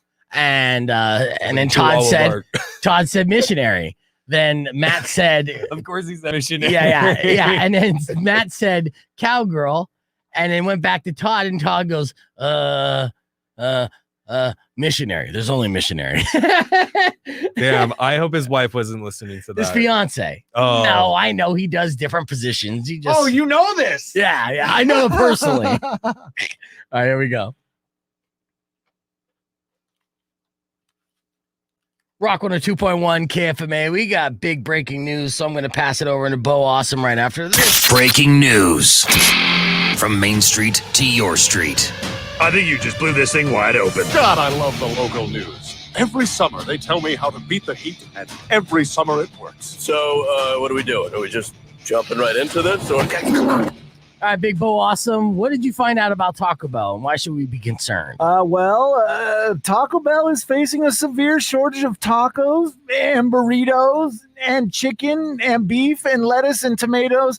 Did we mention that they're short on tacos as well? Oh, that's vegan. A whole enchilada. No! Taco Bell is still dealing with shortages of even more essential goods like the chicken wings and ketchup packets that have become increasingly scarce and expensive in recent months.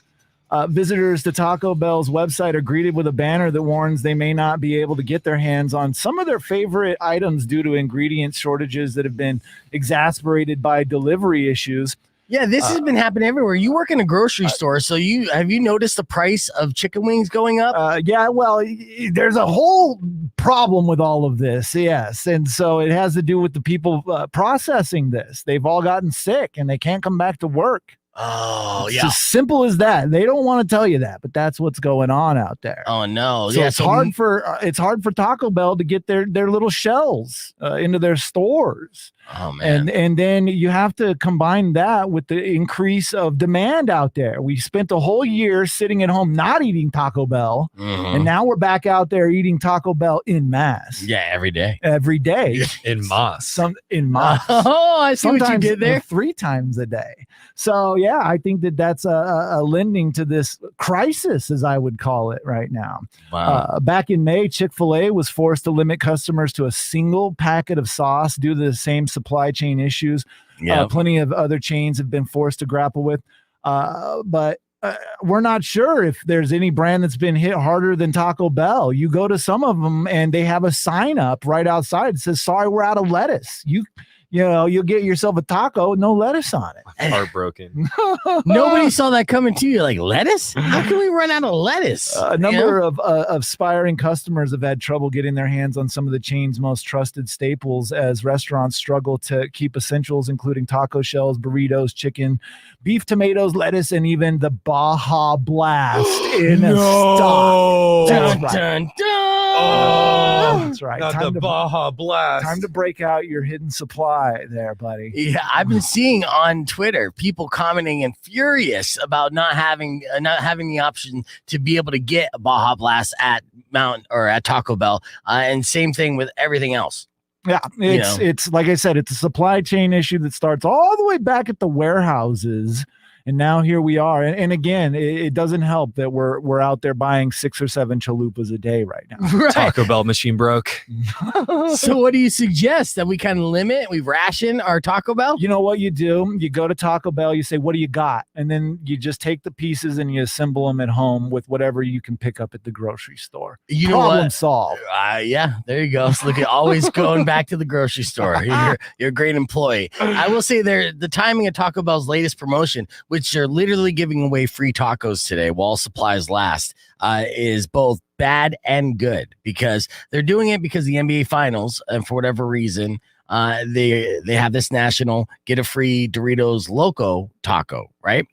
And they say while supplies last, which is good and bad because A, if they have supplies, they'll give you a free taco, but B, they're not going to lose any money because they ran out of those supplies last week. So it's like a false promotion. You're just going to show up and they're going to say, hold out your hands. And they're just going to drop some meat into your open palms. Isn't that loco? We said it's going to be loco. Clear. That's good. Yeah, that was dope. Excellent job, Bo. He didn't hear me. He has both cans on. So I said, excellent job, Bo. I thought I missed a. No. That was a good Wrap way it to. up. No, I was Wrap like, it up. No. I was like, okay, that's a good out. So went with that out and bam. Sometimes I like it to go in and out, kind of, even though I have to say the call letters frequently. I mean, that was the big takeaway of my first consultant meeting, was say Rock 1 2.1 a bunch of times. Rock 1 2.1, Rock 1 2.1. But I like to kind of go in and out, like kind of fly on the wall segments. I like people to kind of feel like they're eavesdropping on the conversation. Makes sense. Mm-hmm. I got to say, the benefit of working at Taco Bell for my first job is that now I know how to make it. I don't need Taco Bell anymore. Yeah, you do. Oh, you're right. Yeah, you can't buy. I'm lying to myself. 90% soy beef anywhere. I'm going through the stages of grief. First one is denial.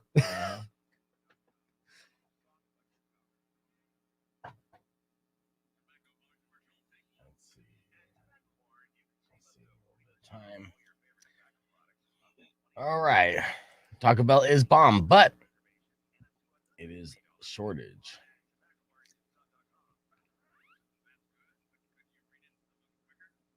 All right, so this next segment, we got to be super quick. Be a little shorty. Do you want to talk about killer chimps yet, Bo? Killer what? Killer chimps. Sure. Chimps are no joke. No, the climate change is no joke. And let's bring it down. Let's bum you out on the stream. Everyone else here on the stream, let me tell you a little story about what scientists have been able to spot and see for the first time in recorded history. In the African jungles or deserts, or probably jungles, right? They noticed chimps are now ganging up and killing and eating gorillas in Africa. All right. Wrap your mind around that. Okay. Now, we talked about how monkeys are gangster in India. Those monkeys, those macaques are very smart, and they've been assholes, and they've been terrorizing certain communities in India now for years, to the point where literally murdering children. So you have to be scared of these like crazy murderous monkeys. And there's a video that went viral of a monkey riding a little motorcycle and getting off the motorcycle and grabbing a kid and trying to kidnap a kid right in front of its parents. And they were able to grab the kid back. But these monkeys, they do stuff like that. Then the reason why I brought up that story last week is because it was a story of these macaques breaking into a liquor store because they got a taste for Kahlua. and they love Kahlua. Oh my And they're God. breaking in and drinking all the Kahlua. That's what these monkeys are doing. So like Planet of the Apes is happening in real time. That's exactly what I was thinking. It wasn't far off. It was not far off. Right. Do you ever see that TV show Urban Tarzan? No. Urban Tarzan. There's a monkey that gets a hold of a gun in that show. It was a reality show, dude. You'll have to look it up. Maybe share a video with the people on the stream. Okay. Urban Tarzan, dude. It was real. It was real legit, and it'll make you fear the monkeys. Well, I'm already afraid of these monkeys, especially now, like African chimps. So on 2 occasions, chimps formed coalitions and attacked a group of gorillas who usually you don't mess with gorillas normally, but the game has changed, and so have the rules. So they formed to attack a group of gorillas that ended with 2 dead infant gorillas, and the second encounter ended with a dead, mutilated infant. Oh, it's sad. That was almost entirely consumed by 1 adult chimpanzee female. Chimp bitches be crazy. They've got the taste for flesh already. Yes, gorilla flesh. Gorilla flesh. So here's a map of the deadly encounters happening in the Loango National Park in Gabon. So the lethal encounter lasted about 52 minutes, and it was observed in 2019, February, and occurred after a territorial patrol during which the males made a deep incursion into the neighboring chimpanzee territory. So they went into the wrong neighborhood, and the chimps weren't having it. And they're like a gang of chimps. Joe said silverback snacks. Yeah, that's nice. I like Silver that. snacks. It's good branding. Mm-hmm. Yeah, this is what they're doing. And this is the first time it's ever been documented that these chimps are able to, gang up and take out a larger primate. It's insane. And of course, they're blaming it on global warming. Maybe because if the global warming wasn't happening, the gorillas would have stayed in their area and not make their way into like the South Side Chimpville. You never know. These monkeys just could have attitude, Beef. Just straight up, They they're like got attitude. they have All one. monkeys got sass. Yeah, they have like one leader, like the bad guy, and he just led them in the wrong direction. It's scary Oh, yeah, when monkeys Caesar. get aggressive. Uh-huh. Dude, it is some scary stuff to see monkeys get aggressive. That's what I'm saying. So living in India, you have to worry about a lot of things, overpopulation amongst others, and disease and famine. And there's good areas of India, obviously, but Killer primates. yeah, those macaques are raging cocks. At least they don't have geese.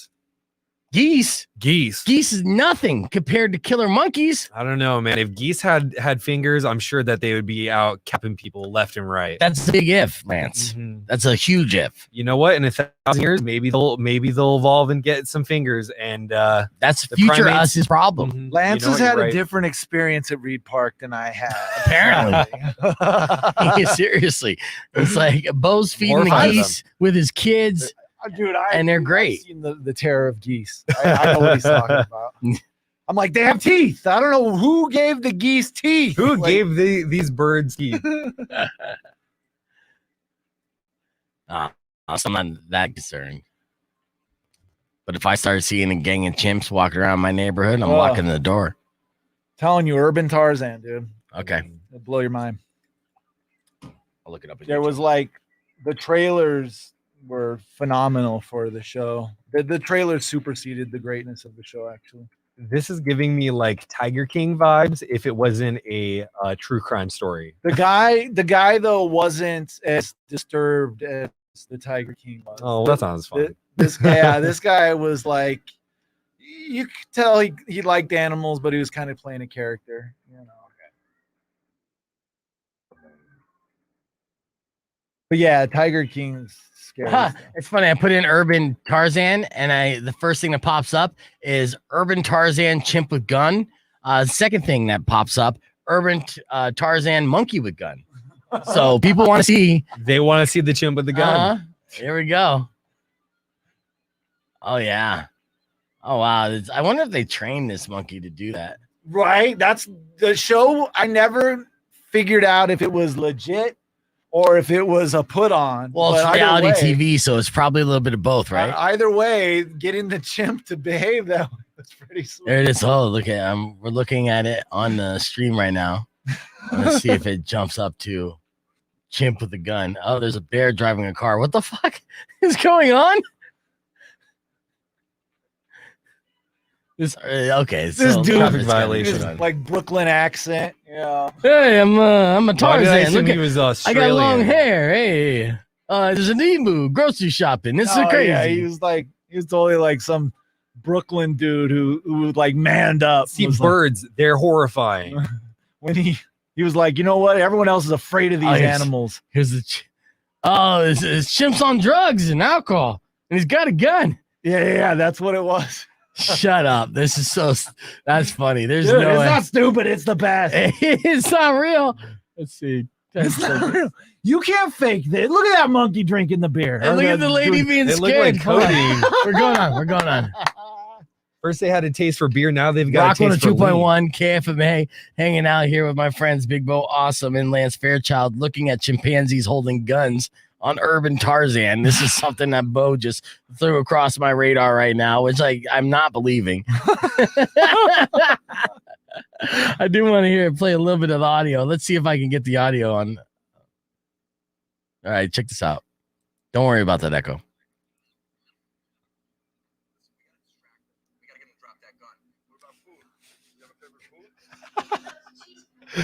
He loves cheese puffs. Sorry, I'm sorry. I didn't mean to cause that echo. I didn't mean to laugh at that moment, but what about food? Cheese puffs, no. Oh man, if you see the idiot that's asking this, he's a chimpanzee. Do you think about bananas? Maybe that'll help. Look at his partner though.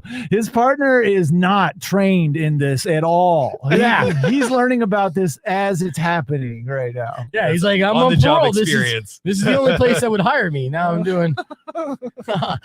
I'm de-escalating standoffs between chimpanzees and their owners. So yeah, Urban Tarzan. That's a show that debuted on Spike and lasted like 13 minutes before it was canceled. I'm assuming. Yeah, it was like it had a solid week worth of episodes. That's all you need. That's it. Enough to see the chimp with the gun. That's it. They made all their money off of the trailers. That's all they needed. It's too funny. Good All stuff. right, you guys prepared to battle it out in another round of the last word, Bo versus Lance? We'll give it a go. Yay. Okay. I've good. never played before. I've lost twice. I'm worried. Well, now I'm feeling more confident. You should. Now, All right. I've got the experience. here on Beef Vegan Presents, we have a competitive league, and we are just at the beginning of our season as we're trying to rack up wins and losses and see how well everyone does over the course of the season. Bo Awesome's first game is going to be after the break, going against an 0-2 DJ Lance Fairchild. Will DJ Lance be able to redeem himself and put a win in his column, or will Bo rob him of that and continue his losing streak? We're going to find out next on Beef Vegan Presents. Clear? As a tease. Sweet. That's a good tease. Yeah, just building the suspense. Building the suspense. I Call it did what's your actually, name. you know what? I forgot. I did win against Justin, but that wasn't on the air. So Yeah. Caller, what's your name? Hello. Yes. Is this Rock 102.1? This is. Okay. There's a song that just played on the radio at 7:30. Living Under My Scars. Who sings that song? The Living Under My Scars song is. Look and double Or if check that's- for you. Or if that's even the name of it. I don't know, but It is. It's close. It's Under My Scars and Godsmack sang it. Godsmack? Yeah, Godsmack. Oh, wow. Okay. Under My Scars. Okay. Did you What like a it? hit. Yes. It was a hit. Yes. Awesome. Most definitely. Awesome. Thank you so much. No problem. What's your name? My name is Kathy. Kathy, thank you so much for listening. Okay. Have a great day. All right, you too. Bye. Bye. All right. I told you we got an older demo. I didn't really. Oh, yeah. You like that? The Godsmack. Okay. I want to watch a little bit more of this. I want to know what happens with the chimp. I don't think you ever find out on Urban Tarzan what happens with the chimp and the gun, right? No, you don't want to know. Oh no, I want to No, know. you have to watch it to find out. I'm not going to spoil how that. So you watch plays. the entire episode? Oh yeah. Oh, dude, Where can you watch this? Is this on Hulu? It was on. I was there when it came out, man. I was like, "Are you kidding me? Are you?" Listen, after the Crocodile Hunter? Yes. Okay, that guy was legit. He was. Suddenly, we've got this American urban Tarzan. I was like, I'm in. And then the shtick wears off after a while. You're like, okay, wait a minute. I'm out. Give me some Chris Angel vibes, honestly. Yeah, it's like but Chris Angel, Crocodile Hunter. But in comparison to Tiger King, it's far less disturbing, dude. It was really fun, actually. I thought Tiger King was the right amount of disturbing. I just Not a fan of the Tiger King. not a fan. It's the animal abuse alone. Right. The There woman was a lot hate of that. alone was like, oh my god. Yeah, the culty stuff was definitely out of left field. Yes. All right, here. Let me pop this up. Wrap this shit up on my chair. We got too many cables. What's going on here? I swear I do that every single day. It's like it's like look under here. Oh, Like yeah. you put the wires in one time, and yet somehow it looks like someone came in overnight and was like, and I know that because it's the same thing in my bedroom, like under my desk, like. He said, yeah, I don't know if you guys heard that because got Bo and Lance stuck in the background, but the guy said, chimpanzee, gun, and cough syrup, not a good combo. Didn't think I'd have to say that. I knew it was codeine. That's too funny. He's got a taste for that scissor. Yeah, she was confused. Kathy was confused about Godsmack. She had never heard the name Godsmack before. Well, okay. Yeah, welcome. Welcome, KLPXer. Come on over. The water's just fine here. Amazing. Chimpanzee, a gun, and cough syrup. Not a good combo. All the best footage is in those promos. Yes, of course. The other part that I love about getting to come back to KFMA is that while I'm here, we get to give away Korn tickets, which is like the one ticket that I've probably given away 9 trillion times while we're at the station. Well, how many times did they headline KFMA Day? Yeah, like they're the go-to. We're looking, there's fall ball right there with Korn. There was a year where we had them at fall ball, and then like the following KFMA Day too. It was like right, wow. so back to back. Yeah, it was like Korn. That's because Jonathan Davis has roots or did have roots. I don't know if he's still with his wife from Tucson, but his wife is from Tucson. Well, I don't know whether or not they divorced. I don't know. But so there is family here. So he has a reason to come here and hang out here. He's been spotted here hanging out here. So yeah. So he has I heard he lives connection. in the station. Lives Them- in the And station. the rafters. Them Sum 41 was another band that I actually hung out with a ton because of KFMA, and they brought them out for I don't know how many years. If you look up there. Yeah. I noticed seeing Sum 41 on these posters a lot too. And super Speaking to Mike. guys, though, like, and it was funny over the years, like the more years went on and the less relevant they became, the more they would hang out. Like, you know, Yes. it was like- Yes. That final time, it was like, we're gonna eat this whole sandwich together, aren't Yeah, we? You know? yeah. You're never gonna go. Do you want to crash in my house? Okay. I guess we'll do a sleepover, Sum 41. Dude, I've got a ton of cool KFMA Day stories from all these years because I was at like majority of these in a working capacity. I was at almost all of them except starting from that one on. 2006 is the poster that he's posting. He's pointing at, and that one was headlined by the Cult. The Cult had Oh my the God. Strokes on it. Rise AFI. Against an AFI. Yeah. That's a huge Oh my one. Yeah. God. I board op. That was my first shift at KFMA. Was I board opped that, and then So you were stuck at the station. Wait, what is but- that? but I got out there. 2006. Yeah, I got out there in time to see the Cult, which they were a real dickish band. That Yeah. was the day before my 8th birthday. Nice. young Lance. So what made them dicks? Well, I don't know. Maybe just maybe a dick to me in my mind, just because they were complaining about the food situation and you know what I mean, being total rock star divas. Right. And I was like, dude, you guys are way too old to be doing this shit. Right. Come on now. You want some tapioca pudding? Yeah, right. Well, like I distinctly remember a complaint about the fruit bowl, and I was like, really? Yeah, that's a a rock fruit star bowl move. doesn't look fresh. On a flip side of all of that, one of the coolest people I ever got to meet at one of these things was this dude named Slug from Atmosphere. Yes, we had absolutely. Atmosphere come play one year, which it was mind blowing because they're such a indie band, but they had that year their album went big. And we had him come out and play, and I got to do the interview with him, and it was super cool because he was like as down to earth as anyone I had ever met. And I was sitting there kind of being like, I'm a big fan of this dude. Like, you know what I mean? Yeah. And he was totally like, hey guys, like, what's the cool tattoo shops in this town? You know what I mean? Like, it was really cool. So yeah, he was super cool, and he chilled with you guys for a little bit.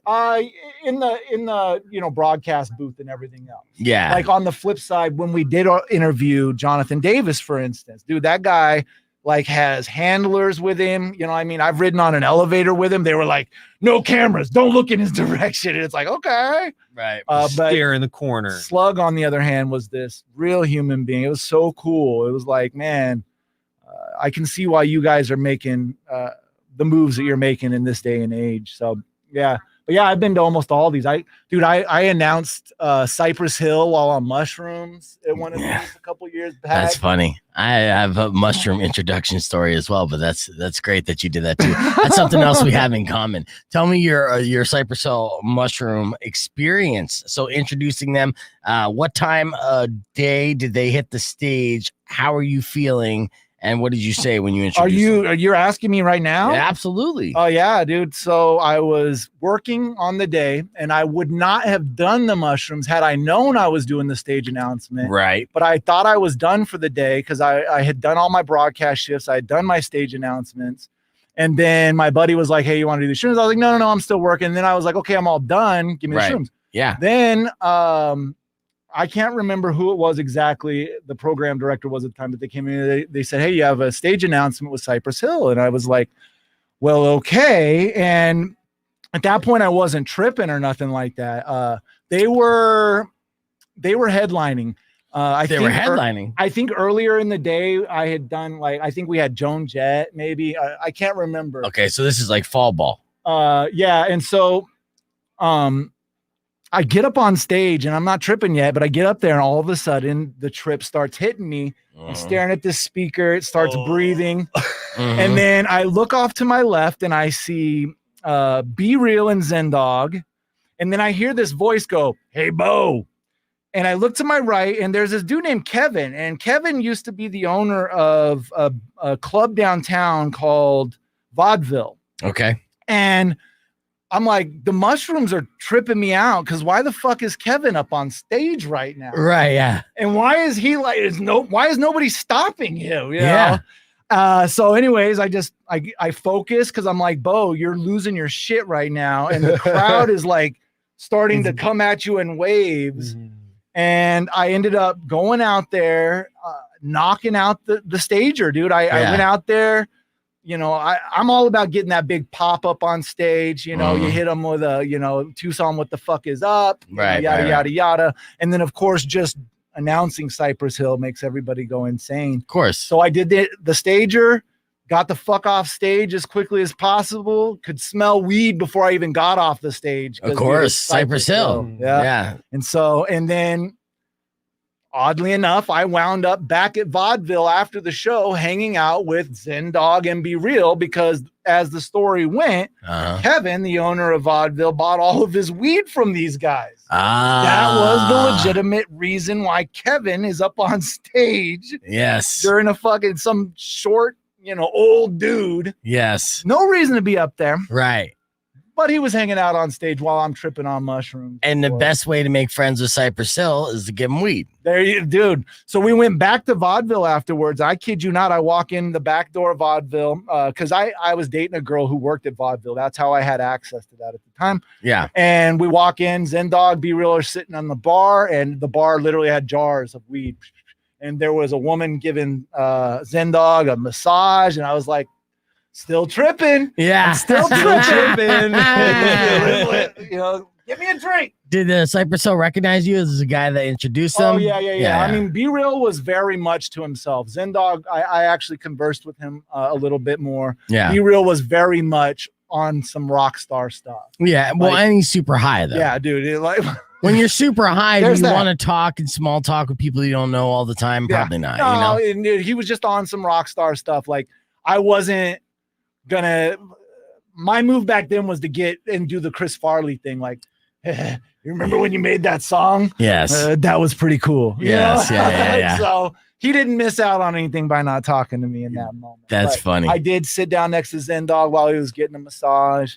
Did give him, my props of how, like, literally I've just grown up on you guys. Yeah. And, you know what I mean? Yeah, they're legends, and Absolutely. especially doing it live. I think they set a bar that other hip hop artists should have paid attention to based on their live performance and how good they sound live. For being a hip hop act, a DJ, and 2 mics, basically, to be able to pull that off, they would always sound very clean, and they had great mic technique things that made them a band. But a lot of hip hop artists that came up after them didn't necessarily learn that right away, and they would cuff the mic or and they make it sound all muffled and like shit. So yeah, they should have paid attention to Cypress Hill, because I think they were the first great sounding live hip hop act on a national platform. Oh yeah, yeah, stellar sounding, and then they killed it live too, Mhm. which was phenomenal. So I'll counter your mushroom introduction story with mine, or compliment it with, because I have a similar experience, which is funny because it's a very rare thing to be like, I introduced a band in front of thousands of people while tripping on mushrooms. Not too many people can say that. So I'm surprised to be able to meet someone else that, had that same experience. Mine was Gary Clark Jr., and it was up in Phoenix for McDowell Mountain Music Festival. And I didn't expect to be introducing Gary Clark Jr., but they asked me to. And I thought I was done with my responsibilities for the day as well. But by the time I was supposed to do that, I was tripping balls. So right before I go on to introduce them, they tell me I have a bunch of stage announcements I have to make as well. So not only am I high, and I'm already kind of nervous. And when you're nervous, the adrenaline kicking in, you get higher, like that adrenaline with the mushrooms is a beautiful combination. But they're like, hey, we need you to make announcements about this raffle and everything. So I'm trying to retain this information and then go regurgitate it in front of 5,000 people or something while introducing Gary Clark Jr. So I go out there and, I do the introduction. Again, look for that pop. Then make the announcement, hey guys, they're doing a raffle in the back tent and stuff. They're raffling off a guitar that's been autographed by all the artists from everyone who's performed over the weekend. Blah, blah, blah. Are you guys ready? Deaf Grandpa, I can't hear you. Give it up for Gary Clark Jr. So big pop and everything. Gary comes on the stage, fist bumps me on the way off. Feel like he goes and he kills it. And I feel good, right? I'm high. As soon as I get off stage, I'm bum rushed by 2 of the concert's organizers. And they're like, hey, the guitar raffle is only for the artists that performed today, not the entire weekend, right? And they're stressed about that because I announced it. And without hesitation and with a straight face, I look at them and I go, that's okay. Nobody ever won an argument by saying, yeah, but the fat guy said. And they just stopped and they looked at each other like, okay, all right. I think we're good then. And I just walked out because it's like, I mean, it's not my problem. I don't even care. I was like, I'm just surprised I'm alive right now. Just happy to be alive right now. Yeah. You'd have blown their mind. You'd have said that. Yeah. Oh, it's too funny. Yeah. So, but it was great. And his experience. And I was like, that's a unique experience. Well, not that unique, apparently. Apparently happens all the time. No. If it's me and Bo, if we both been in that experience, I'm sure there's other people out there, other bearded weirdos that have been like, you know what I did? I introduced people, an artist in front of thousands of people while on mushrooms and got higher. I mean, seriously, the best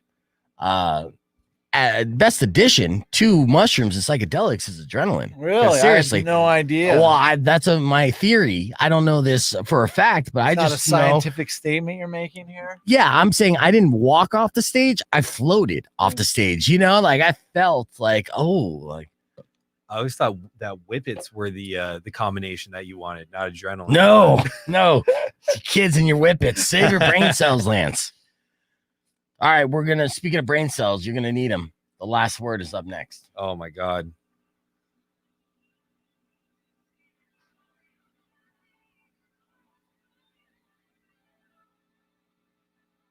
Give me some topics to ask here for the last word. Streamers, what do you want me to ask them? I don't know how the game's played. Okay, well, I was going to explain it on the air, but I'll give you a quick rundown. I'm going to say a topic. I'm going to say, name something that, someone would get tattooed on them, and you would give an answer, and then Lance would give an answer, go back and forth. Got 30 seconds. Whoever gives the last correct I'm answer. gonna be terrible at this. Good. Awesome. Just don't curse. That's what I like to hear. Just don't curse. No, I won't curse. All right. 5 seconds.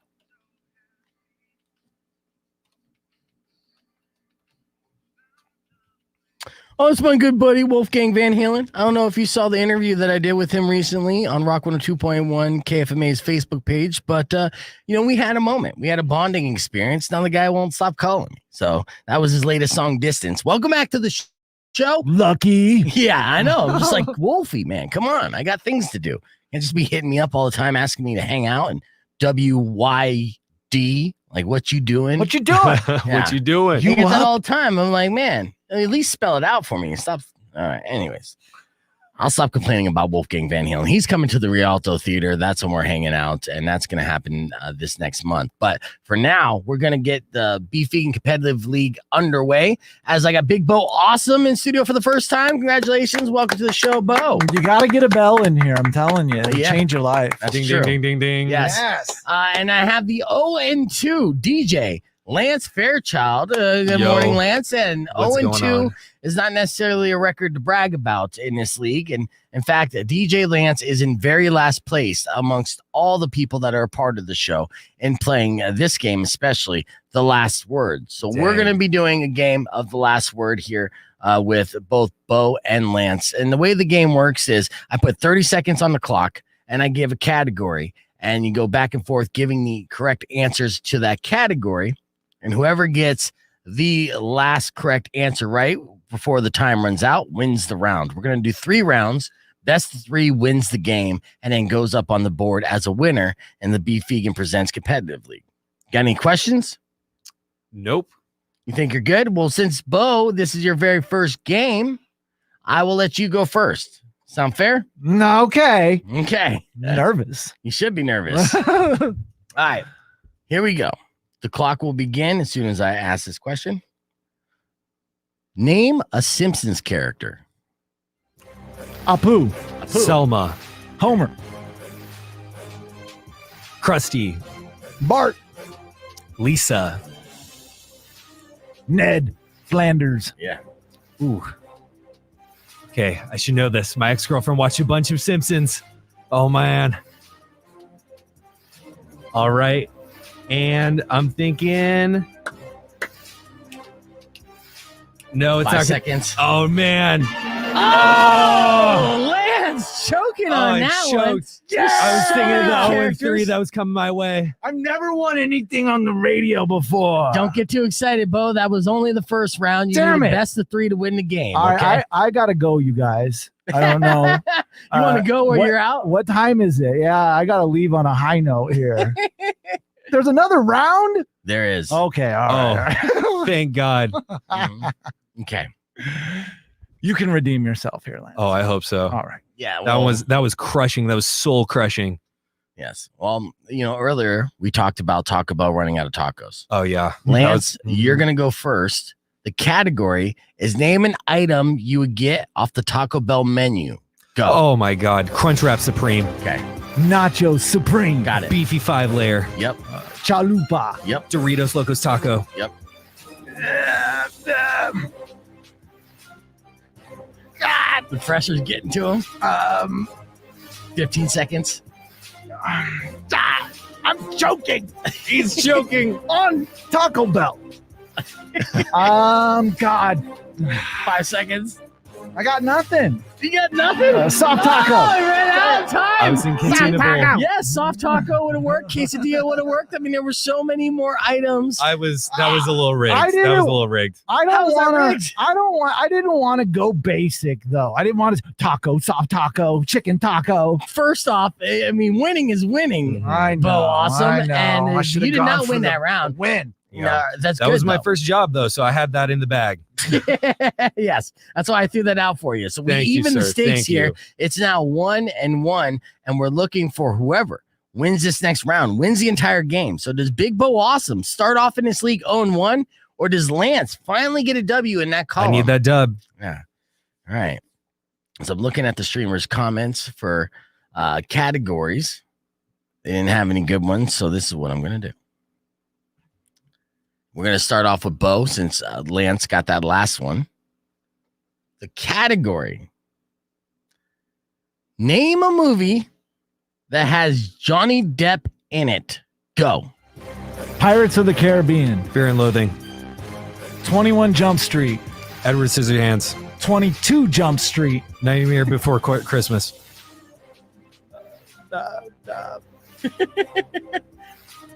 Both 3 answers and done always. You got 12 seconds. You got this. I'm not expecting Lance to go this hard. What's the Butcher movie? The Butcher movie. Oh, Just think of some other movie. Butcher movie's not good. There we go. Oh no, Big Finally. Bo Awesome. I was thinking blow. I already had. That's how I got you. I had an answer before you got one. Yeah, he had I had blow. him He was lined up. ready to bounce back with blow immediately. Oh man! There was Congratulations, the Lance. Butcher I had a lot of movie. practice. There was the What is the Butcher movie? I couldn't even remember Nobody that one. knows. That's I don't even know what he's Sweeney referring Todd. to. He's talking about Sweeney Todd. He's Sweeney. not a butcher. He is a hairstylist. Damn it! Yeah, man. What about Edward Scissorhands? Did you Oh, mention yes, that? I you did threw say that one out. Mhm. Okay, Yeah, that's good. one of my faves. Right, there. right. Well, And I actually threw out my favorite, right? Pirates of the Caribbean. I shot that's my a whole good one. wad. I forgot my about wad that on one. one. You should have just said all of the 4 different Pirates of the Caribbean movies. There's like 8 of them. Yeah. I would have won there. You would have beat me. But you choked. Well, hindsight is 2020, Bo, and now you're going up on the board 0-1. And congratulations yet again to DJ Lance Fairchild. You got Thank you your so first much. W, so you I are needed not that. you're not in last place anymore. Technically, Bo is. Oh, that's good. All right, coming up next, this is going to be good information for Lance. We have the 10 ways to tell if the person you're dating is a psychopath. I'm going to give you the breakdown on that so you could spot the red flags from a mile away. Next on Beef Vegan Presents. Clear. Is being a major Simpsons fan one of those? She used to put on every night when we would go to bed, like every single night. So I've watched countless episodes of The Simpsons. But like, if you were to ask me, I mean, you did ask me what all the characters are, wouldn't be able to tell you. I can tell you moments though. You save Ralph. You save Ralph Wiggum. I didn't even think of that. Oh yeah, Oh Ralph damn, Wiggum. That's my Almost. boy right there. When I grow up, I want to be a principal. Manny, I'm checking on that. You going to the bathroom again? Okay. Yeah, do that. If there's fresh. Let me know if there's freshy because I'm running low. Some freshie. Inappropriate places, though. Okay, I didn't see that, Manny. Maybe next Wait, time. what was that one? Inappropriate places that what? To have sex. Oh, I got some of those. Mhm. Oh, we know. Mm-hmm. We know Mr. Eiffel Tower. With the consultant about that, I shared in that clip and I got some notes back and he gave me some good notes. So in the future, I'm going to break down different categories like rate the kissing, the length and things like that. So we're going to break down the different categories and then do the overall score. So we might have to call up another one of the chicks you've had a fling with. Nice. Yeah. So far, honestly, like I feel like that's a pretty standard though, like the 9.5. Okay. So I'm not even tripping. Hold on, let me ask. Caller, what's your name? Brad, what up? It's Brian in Albuquerque. Hey, what's up, dude? Dude, love the stream, man. Oh yeah, you streaming us? You streaming the video or you streaming it on KFMA.com? No, on Facebook. Oh, that's awesome. Well, I'm glad you're digging it. Yeah, dude, I missed you, man. Like I missed you. Oh, thanks, man. It feels good to be missed. Oh yeah, no, man. Like I know you and Frank had like a falling out, but dude, I mean, like he probably misses you too. He definitely is. He definitely is. You know, the other one's probably not as much, but you know, the show's different now. So 2-man show's different than 3-man show. I know. I got 3-man show going on right now. No, I was gonna tell you one heads up though. When I went to the website earlier, when I clicked the contact or request line, it gave me a different radio station. It was like 566. Really? All right. Yeah. So I mean, just go on KFMA and then like click the request line, but it pops up as a different on my phone. Weird. Okay, yeah, no, I'll check that out and I'll pass it on. It doesn't surprise me. I mean, the guy who puts together a website doesn't really know what he's doing, so you know, that happens. Damn it. Yeah, initially when I had my bio go up there, it was like the wrong bio altogether, and it was Riley's bio, but it made it sound like it said Riley. Yeah, it was Riley's bio, but it made it. I didn't know that was Riley's bio, and it made it sound like he was talking shit about me. So Riley's bio starts off with like, it's like I'm back on my bullshit, but I never left.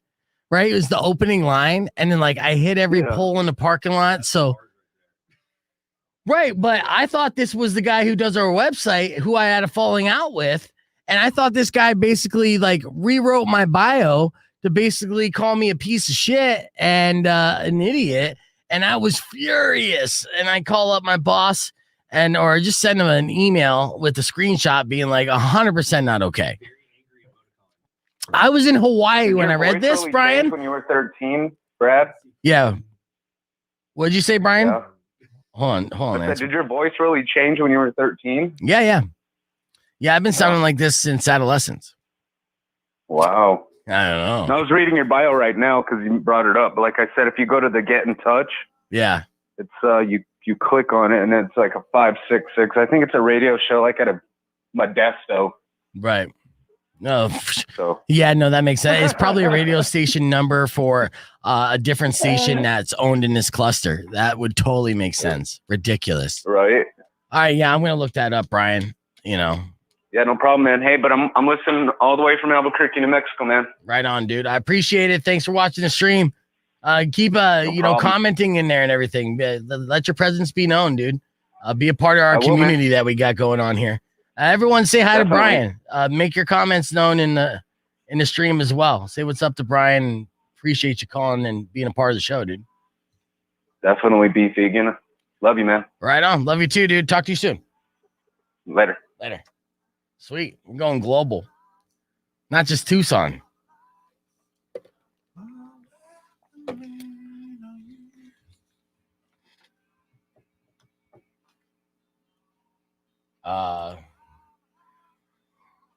Were you on when Stripper Robin called? He's asking, I guess, what, Jen? But yeah, Stripper Robin called yesterday. Donovan already called today.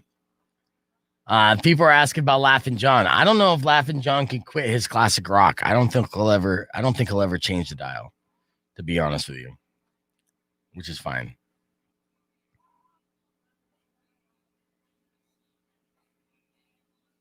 All right, here's what I gotta do. I gotta hit the reset here. And then we're gonna be back with more show and breaking down that list. It's gonna be nice. So keep it right here and comment amongst yourselves.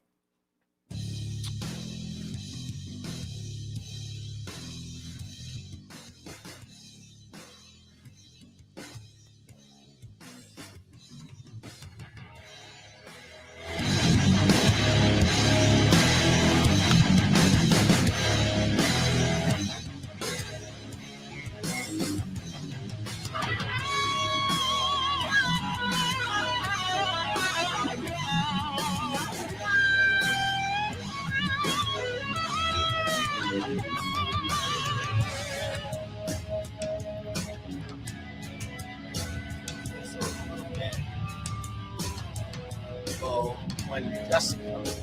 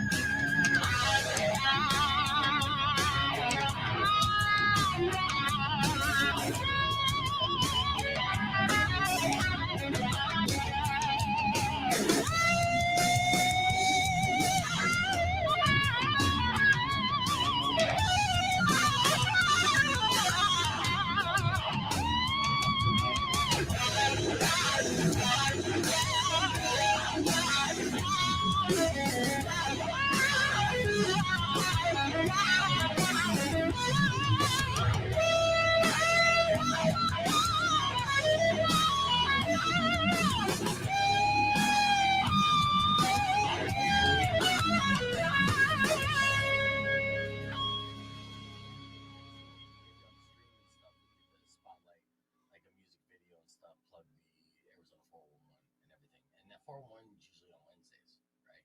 No, it's Thursday night. Oh, good. Yeah, so it's From 5 perfect to that you're 7. on here in the morning, so we'll be able to plug that for later on the stream for now. When Larry's listening, give it a couple weeks, and Larry won't be listening anymore. No, I'm not trying to disrespect Larry in the sacred grounds. Yeah. When I talked to Larry, and I was like, Bo, I'm gonna have Bo come on. First meal was an issue, and I was like, fuck that, meal's coming up. And then I was like, Bo, and he's like, Bo, you just quit when you just wrote me a letter when you quit. I was like, so? And he's like, well, I mean, you just wrote me a letter, and I was like, well, okay, so that wasn't like that was kind of a chicken shit way to quit, but are you gonna blame the guy? Like, is it like a bad thing? Did he say fuck KFMA on the air? Did he tell you to go fuck yourself? Did he burn things down to the ground when he left? Did he? No, he left a polite little note saying thank you for your time. I'm out. Like, and so he's like, yeah, I guess you're right. I'm like, yeah. So I'm like, what's good, dude? He didn't do anything. He just left a note. I'm like, it's not necessarily the I guess if you're gonna say a proper way to quit. I feel like isn't that the proper way to quit? That is the dude. It was my 2-week notice. Oh, you gave a 2-week notice? It wasn't even like a quit notice. And like, yeah. So it's like, but he was on some he wanted you to wine and dine him. You know what I mean? And I just was never on that. Wine and dine him to quit? Well, just period. You know what I mean? That's how Dino made his big come up over there on the.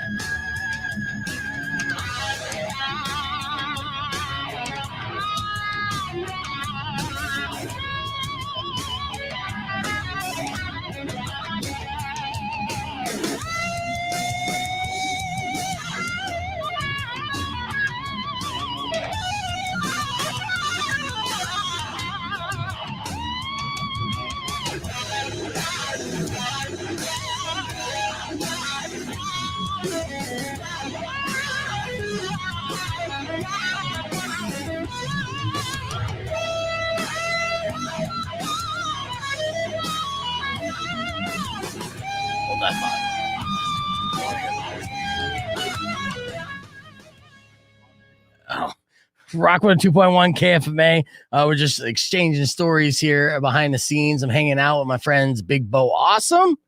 Good morning. Say good morning. What's happening, Be Vegan? And DJ Lance Fairchild. Good morning. And Lance, of course, had an epic day yesterday because he was the second person to do the score report and got a 9.5. Yeah, there we go. This was just a fling, not a relationship.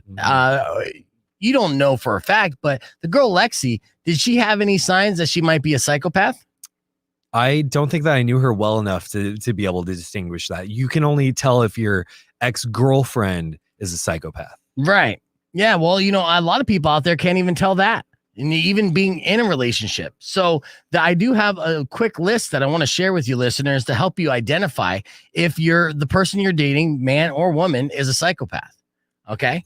So I'll start off with number 1, flattery like you never heard before. So psychopaths move extremely quickly. Okay. Like on the first date, they'll probably tell you something like you're stunningly beautiful or you're super sexy, you're so smart, blah, blah, blah, blah, blah. If they lay it on thick and strong, then there's something up with these people. You ever been in a situation like that, Lance? Oh yeah, I've been a few of those. What about some names are hitting the bells right now.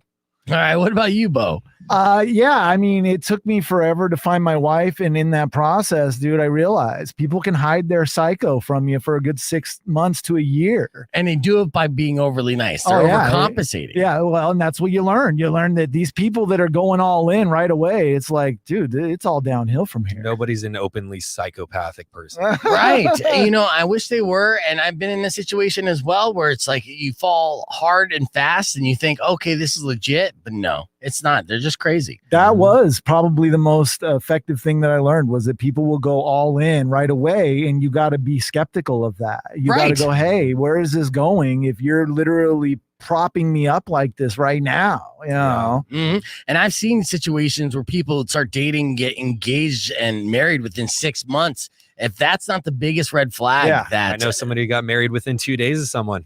That's just a fling.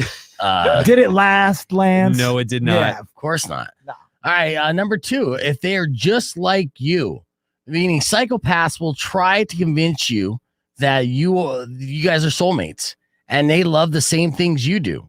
Everything. That sounds like gaslighting. Every single thing. Complete gaslighting. Right. Mm-hmm. Like, hey, girl, oh, you like soap operas? So do I. No. Or, oh, you like pro football? I love pro football. I love the football. I love it when they score the touchdown. I love it when they score. Right. So they're going to pretend like all your interests are their interests too. And you guys have so much in common. In fact, you have everything in common. And when you have everything in common, one person is lying, and that's the psychopath. Mm-hmm. Pity plays is number 3. So you got to pay careful attention to what a psychopath says on the first few dates about their exes and other people in their life, right? Makes sense. Yeah. Mm-hmm. So like if his ex-girlfriend's crazy and stalking him, did another girlfriend rob him blind? Is his mother controlling and horrible? All these terrible things about people you don't know. How much of it is it true, and how much of it was because of the actions that person did? I'm always skeptical of anybody that presents themselves as the constant victim, especially when you talk about relationships, because and this is kind of harsh, but it takes 2 to tango. Yes, it's two-way street. Mm-hmm. How is it that you were managing to pick all these people that systematically were abusive to you? You know, I mean, it's like at some point you have to kind of point the finger back at yourself and go, maybe I'm picking the wrong people. Fool me once, shame on me. Fool me twice, shame on the psychopath. There you go. Yeah, well, honestly, though, I mean, I've been in that same scenario where I had to change the way I was picking and what I was attracted to, and it took me 4 decades, honestly. What it took for me was realizing my self-worth, and I go, look, I'm not putting up with that. Mm-hmm. I don't got to put up with your crazy. I was good alone. And that's a good lesson for the dudes out there listening. The guys don't realize self-worth as much as, I think, well, I mean, I guess both sexes fall victim to this, but I think guys in particular don't realize the self-worth that you really have to address and let yourself know that, no, you deserve the best of both worlds. Yeah, you deserve everything. When we're out there single, though, we're just so thirsty as men. Exactly. So thirsty. Exactly. And we'll do anything to quench that thirst. And insecure, right? So you want to get the girls in, and then like, is it good? Is it good enough? Am I good enough? Blah, blah, blah, right? Okay, so number 5, actually, speaking of insecurities, a sign that the person you're dating might be a psychopath, great sex. Oh, right? my God. Wait. Oh, yes. What? Yes. Now I'm worried. Everybody knows that if you're a guy and you date a crazy girl, the benefit is the sex is amazing. Amazing. Oh, man. You're making withdrawals at the ATM every single time you go to the bank. You know what I mean? I'm a walking red flag. Right. So like everyone wants that great sex, but you got to kind of walk the line. The psychopath, they're just nutty enough to be so ambitious and so crazy in bed that it's going to be phenomenal. But this isn't a two-way street we're talking about here, because I have a hard time believing that psychopathic males are just slaying it in the bed. I don't know. You know what? I agree with that. I think that they're probably the more incompetent ones in the bed. Thank you for backing me up, Bo. No, I'm telling you right now, you're wrong. And I'll tell you why. And girls need to back me up on this. 600 KFMA. They know that the trash guys, right? The crazy guys and stuff throw down that good D. And it's all about, they just know it. That's why they keep going back to the bad boys. That's why good guys finish last in dating a lot of times when the girls are young and immature, because they're going for the guys that have psychopathic traits, because those are the ones that know how to kind of quote unquote manhandle them and be aggressors in the bedroom in ways that the nice guys won't do, and that makes for better sex in a lot of scenarios. False. So I know that on the stream I'm getting comments from some of the ladies, so they know about the toxic D, and they'll continue to go back. But if you're a woman who's listening and you disagree with Bo or you agree with toxic D, yeah. 600 KFMA. Okay, number 6, cracks in the mask. So a psychopath will sometimes blurt out something odd about themselves that props of nothing. Like you might be cooking dinner and then he suddenly blurts out, "I'm crazy, or I'm cheating on you." You wouldn't like me when I'm angry. Yeah. Nom really changed me. He will either deny it or play it off as a joke. You want to know how I got these scars? Exactly. Well, apparently this is a situation that happens with crazy. You can't hide crazy forever. And sometimes a little crack in the mask will slip out. And then they'll be like, "I was just joking." Don't believe them. They're not joking. Just the crazy slipped out. Number 7, the silent treatment. Okay, so they're giving you the silent treatment, and they do that often. That's a sign of crazy. Let me go to the phones. Maybe I have a lady who disagrees with Bo or agrees with. Oh, no, I don't. So it was a psycho who called me and then hung up. Mm-hmm. All right, let's see. We only got 2 more, I'm only gonna do 2 more. Just cover the top 10 there. Top 10. Let's do it. I can't pronounce triangulation. I'm currently seeing how many of these I qualify for. Thank you, Bo, for the assist. Triangulation. Psychopaths love to work you into a state of obsessive frenzy. So to do that, they idolize you, they give you fabulous sex, and then they begin pulling away and triangulating. This is when they introduce other people into the mix to make you jealous. Okay, this is a psycho trait. It could be an ex-wife or an ex-girlfriend, a friend of the same sex, or even a celebrity. In the psychopath's mind, everyone else wants him or her. So you better be on your best behavior or they'll move on to the next. That's a sociopathy that I will not deal with. Exactly. At all. Oh, you're going to have coffee with your ex? Great. Why don't you just live with them? Yeah. Why don't you just live with them? Number 9 is discard. The final phase of the psychopath is the discard phase. After they suck you in with idolization, then begins to devalue you. Then they will suddenly discard you as if you never had a relationship, aka ghost you, which happens a lot with psychopaths. Again, called just to hang up. Okay, and then finally, you're pissing off the psychopaths. Yeah. I know. Coming in at number 10 is hoovering. Although a psychopath will discard you, he doesn't quite, or she doesn't quite, want you to move on either. I've been there on both sides of the fence, honestly. Maybe I'm a psychopath. If they see you are done with them, they'll suddenly do an about face and begin bombarding you with the please to stay together and I love you, come back, baby, blah, blah, blah. They will try to hoover. But you haven't made that mistake multiple times, have you, Beef? I made it enough times to consider myself a psychopath in my 20s. In my 20s, I was definitely a psychopath. I was less of a psychopath in my 30s. And I would say that there's probably a few girls in Tucson that consider me a psychopath today. All right. Yeah. But I have overcome. I have matured and I have grown out of that. You So I'm not a also- psychopath anymore. I'm proud of you. You Thank also personal have your own development, growth. a morning show too, which Right. is something that these girls don't have either. So I thought that was going to be the number 10 sign that you're a psychopath is you're an on-air radio host. Yes. Yeah. I mean, it is a sign. That actually comes in at number 11, Lance. Perfect. So there you have it. The 10 signs. I hope it helped you and educated you guys today because, it's a real thing. And everyone has a problem dating psychopaths. well, I'm happily married, but I'll be on the lookout for Lance. Yes. Oh, thank you guys. Just bring him on by, Lance. I'll give him an ocular pat down for I'll bring him by every Thursday morning. Yeah, that's a good segment idea too. All right, we got more show coming up next on Beef Vegan Presents. Go nowhere. Clear.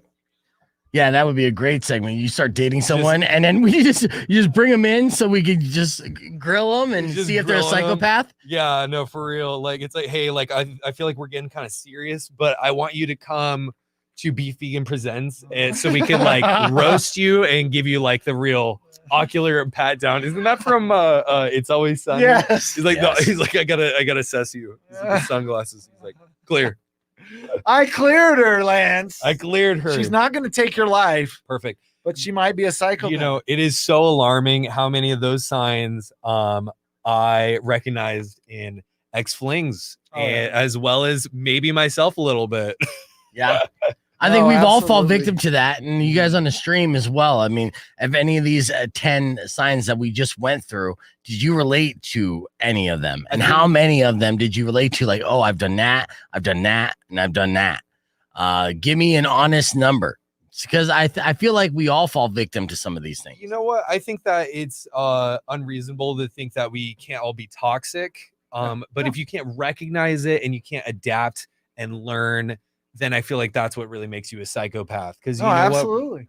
what? We're all capable of gaslighting. We're all capable of manipulating and making people jealous, doing these things. But when you recognize it and you do it for fun, that's the real thing. And that is, to me, Lance, the biggest thing about being an adult is you get to, I think that you're allowed to make a ton of mistakes in your life. I think that that's a good thing to do, because how do you know if you like it or not? How do you know if you like being a psychopath unless you give it a good shot, right?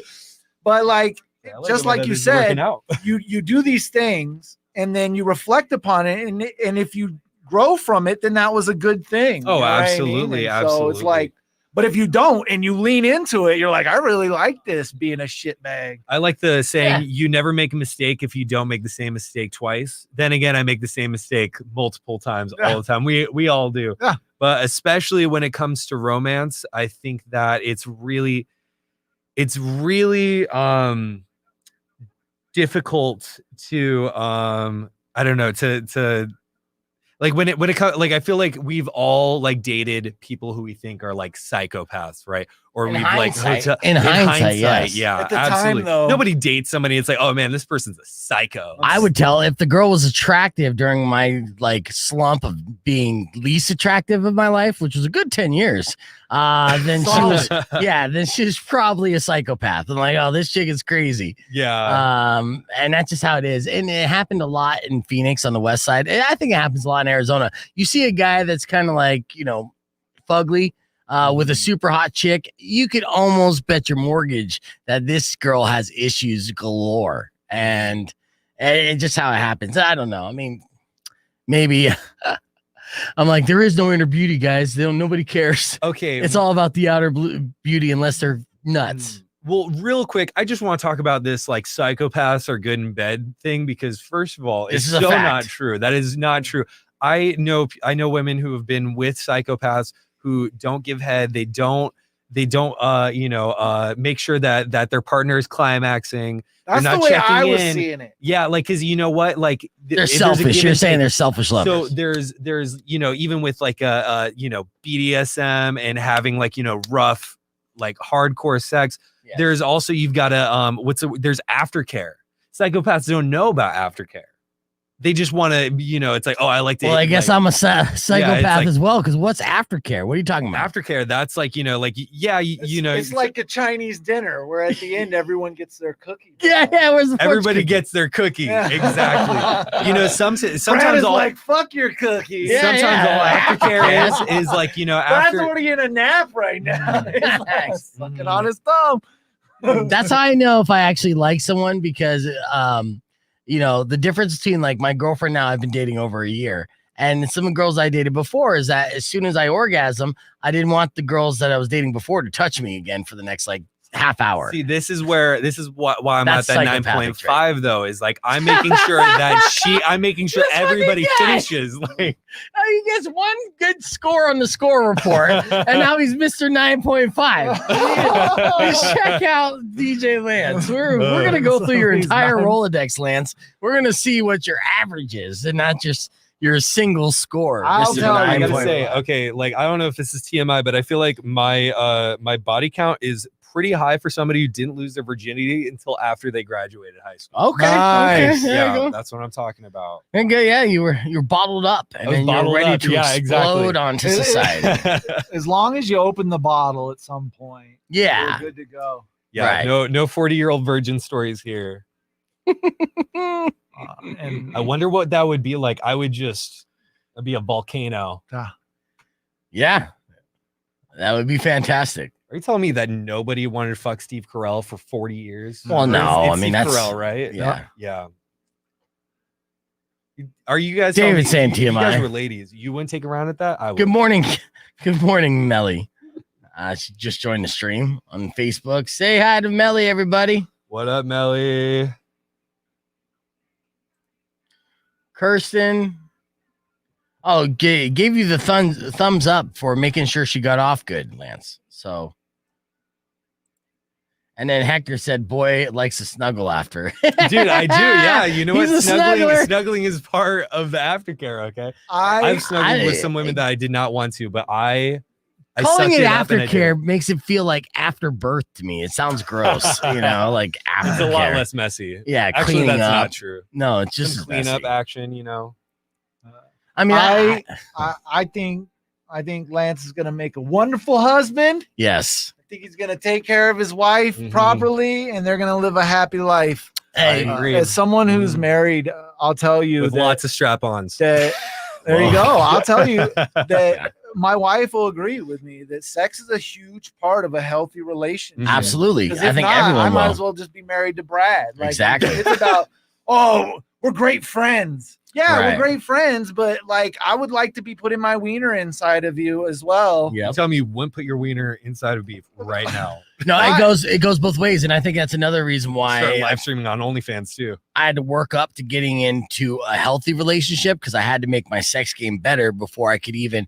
balance out the rest of what it takes to You have. didn't want to spend the first 6 months apologizing. Yeah. Well, I mean, So I'm sorry. saying in my I'm early so 20s, it was impossible for me to have a healthy relationship because I was terrible in bed and it would just fall apart. I know this in hindsight.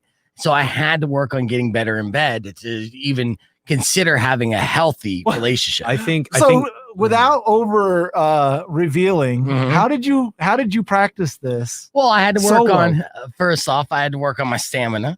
First and foremost, that was Were you punishing yourself when you were ejaculating too? I was early? crying immediately. I would just start bawling.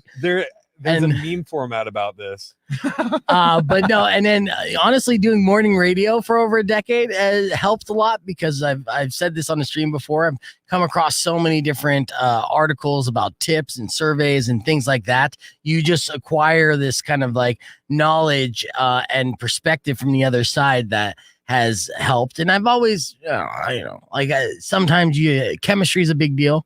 So I mean, it's not like I never had any good sex during that time because there's people I had good chemistry with. But yeah, there was things as far as longevity that I just learned and matured and stuff like that. And then once I got to that point, then I was able to focus on other things to balance out the relationship. And now for the first time in my life, I'm even considering the conversation about marriage. I didn't think it was in the cards. That's awesome. Yeah. That's how it plays out. Right. Let me know if you need a wedding DJ. Yeah. Straight EDM the whole time. We're gonna do some Molly. I'm gonna slip it in my that sounds like a hell mother-in-law's of a wedding. champagne. Yeah. I'll wear a suit. Hey Lance, I want you to look at 850. We're gonna do 5 random facts with DJ Lance. Okay, so sounds good. You're gonna deliver that. So Lance will be mic 2, Bo will be mic 3. And it's a quick hitter because we got about 5-minute segment. So we got to do this segment. For sure. I'm working on my in about 3 minutes. Word economy. Word economy. Yep. Mm-hmm. It'll take some time. Brian said cuddling is for pussies. Hey, is Brian getting them off? Let me ask this real quick. Is this considered aftercare? After sex, I go grab the wet wipes and then I help my girlfriend clean up. Is that aftercare? I would consider that aftercare. I sure do. Okay. Mm-hmm. Yeah. If you're not cleaning up, then like you might be a psychopath. Okay. You might be a psychopath. That's a segment. Well, see, look at me. Look at me in the aftercare, guys. Mm-hmm. See, I'm not There that you go. selfish. It's really not that hard. A lot of guys will just finish, be like, all right, cool, clean yourself up. I'm gonna go watch TV and be like away from you. Or like I will say this, or if we finish another way, I give her a piece of gum afterwards. You know what? Still There aftercare? you go. Absolutely. I usually do water, but you know what? I feel like now you're teaching me. Yeah, there you now go. You're teaching me. Got to freshen it up. Mhm, All gotta right, look at freshen your it up. sheet because we're on here in just a All few right. seconds. So I want you to be ready. We're learning so much today. Let's do this.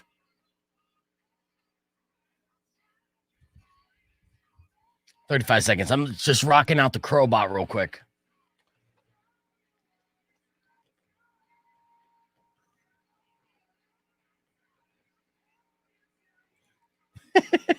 Brian's showing that he's a man's man.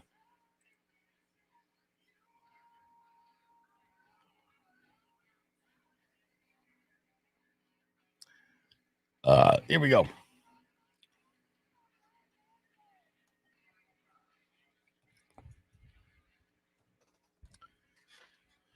Rockwood 2.1 KFMA. Oh, what the hell? That was me. Rockwood 2.1 KFMA. Welcome back to the show. We only got a couple minutes. It's time for DJ Lance giving us fun facts because we like to educate you here on Beef Vegan Presents. You got Getting 5 random educated. facts for us, my friend? I sure do, Beef. All right, lay it on us. What do we got? All right. So first of all, it looks like the hottest place on earth lost the title it had for 90 years when it was found that the man making the original measurements likely misread the thermometer. What? Yeah, misread the thermometer. So there's a whole 90 years where there was some blasphemy when it comes to that. Number 2, it looks like the Japanese term Ryu out Sukai means Nailed it. Nailed it. Bodie. Means you could Google that. Means a person who uses 2 swords in battle. It also means bisexual. What? So there you go. Oh, that makes sense too. Yeah. I mean, 2 swords in battle for that as well. I think you need a sword and a shield for that to be Show me this- applicable. We're also learning now that cows hate the sound of a cowbell, so definitely don't be playing any Blue Oyster Cult around them. Oh no. I've always liked the cowbell in music, although I think that it's best used sparingly, and I think that cows will agree. Yeah. Number 4, instant replay started at the 1960 Winter Olympics. Judges asked CBS if they could review the tape of the event to see if a skier had missed a gate on the what is this? Slalom? There you go. And that gave CBS the idea to show replays. Sweet. And if we didn't have that, we wouldn't have shows like Ridiculousness. Okay, yeah, we would not. And America's funniest home video. America's funniest home videos. Yeah. So thank you, So relevant. 1960 Winners Olympics. And yeah, one more fun fact for us. Number 5, the chocolate river in the movie The Willy Wonka and the Chocolate Factory was made out of actual chocolate. No way. Oh, so delicious. It spoiled during the film. Oh, and smelled awful by the time the movie wrapped up. That's disappointing. Wait. You have to deliver the news or the fact first before reacting to it in real time. Oh. I'm trying to understand what you're saying, and you're Oh. too busy getting your mind blown over here. First Taco Bell, now Willy Wonka and the Chocolate Factory, spoiled chocolate. Was not prepared for that. Today is a day of heartbreak. There you have it. 5 fun facts with DJ Lance. Coming up next, we have Justin Spears from ESPN Radio giving us a sports rundown, what happened with the Phoenix Suns and what to look forward to. And we have the Naked News. It's all on the way on Beef Vegan Presents. Clear. All right. Damn, that was heartbreaking. I was like, damn, that sounds delicious. Heartbreaking during the yeah. you like delivering it. And people were like, what are you freaking out about? I know. That's all right. We'll do it again next time. Have a good day, Kirsten. Drive safe. Bye-bye. All right, let's see.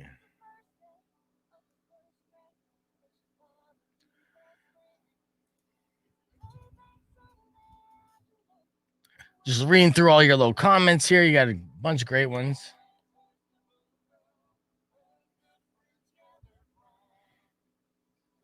All right, Bo. I think you're all wrapped for today, my friend. Thank you so much. I want you to give a little howdy and shout out to the streamers here before we take off. And Bo hosts another reason why Bo's on. There's a bunch of reasons why I've reached out to Bo, tracked him down, and harassed him. Did I harass you a little bit? Just a little bit. I was aggressive on it in this recruiting to get Bo on there because there's a lot of similarities that Bo and I have when it comes to our radio broadcasting career and passion. And, and actually during this last year, he filled in my old time slot on my old station, on KWSS, the independent station up in Phoenix. And it was even a guest jock on there filling in for Danny Cutler. Shout out to Danny Cutler.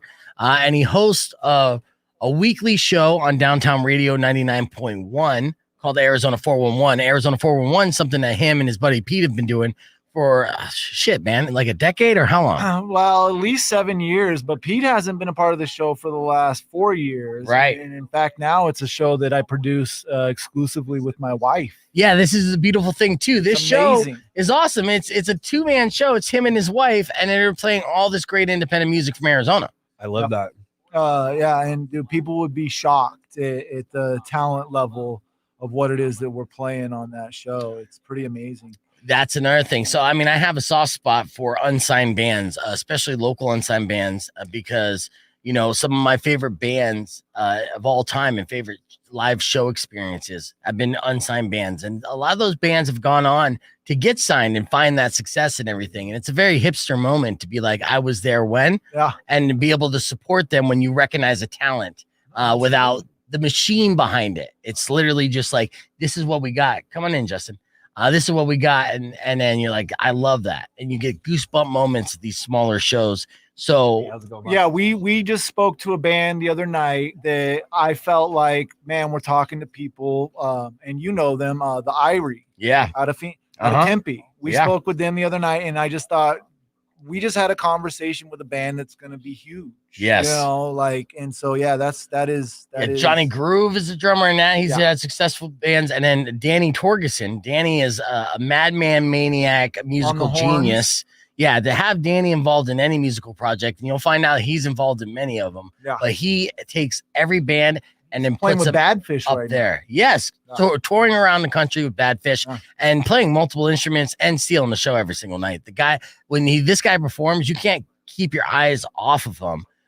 He's a ball of energy and just talent that's so undeniable that you're just like, oh, he's the real deal. And so, Beef, I'd say that is the essence of the show, is that we have interesting guests on that are making music that's accessible right here in this state. And that at some point you could go out and see these people play live right here for like $5-10 or something like that, And again, I've been doing radio for the last 20 plus years, and this show is my pride and joy right now. And I think that when people tune in, they're surprised because they hear local and they don't realize the caliber that we're dealing with. Exactly. Yeah, a lot of people, there's a stigma attached to local music that is not true, especially when you're looking at the entire state, because this state is a melting pot of people coming from everywhere, and then their different influences, and they create all these great beautiful, distinct sounds. Yeah. And so the talent is real. And yeah, I could understand how you could do a show from beginning to end and have great songs beginning to end, and not one of those artists be signed and blow people's minds. So make sure you follow Big Bo Awesome on Facebook. What's your Facebook page? Big Bo Awesome, but if you're interested in the show, just the Arizona 411. It's awesome. Like I said, you'd be surprised. Yeah, so follow the Arizona 411 on Facebook. Make sure you guys give that page a like and check out his show tonight. Show's on tonight from 5 to 7. Nice. Little drive time action. Cool. And we'll remind you guys again next Thursday, because Bo will be opening the show with me again next Thursday and each and every Thursday for the foreseeable future. So thanks again for coming in, Bo. Appreciate it, brother. Thank you guys for having me. It's been a blast. No worries. All right, we're going to hit the reset and get Spears in here. He's got the sports. You see him in the background on DJ Lance's camera. And so we're going to get him all situated so we could talk sports ball. And that's coming up next. Talk amongst yourselves. Yeah. Getting that information, son.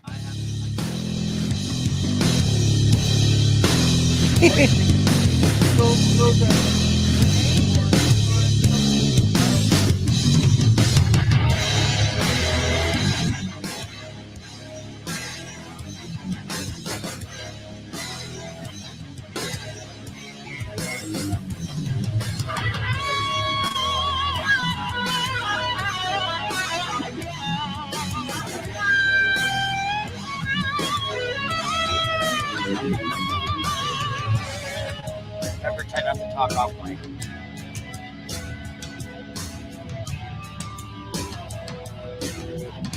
Drum?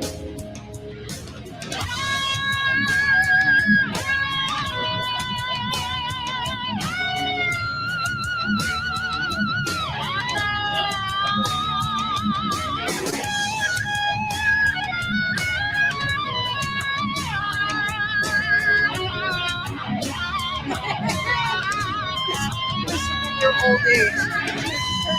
Old one all of a sudden. Look back.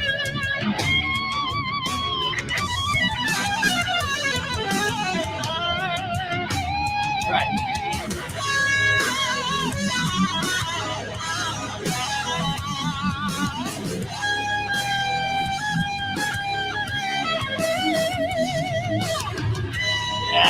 Yeah, but yes, right? We could have more on that now.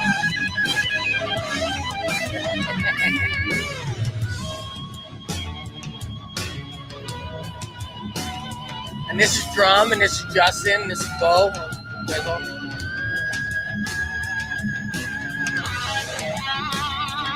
Look them up, facebook.com/Mr. 9.5.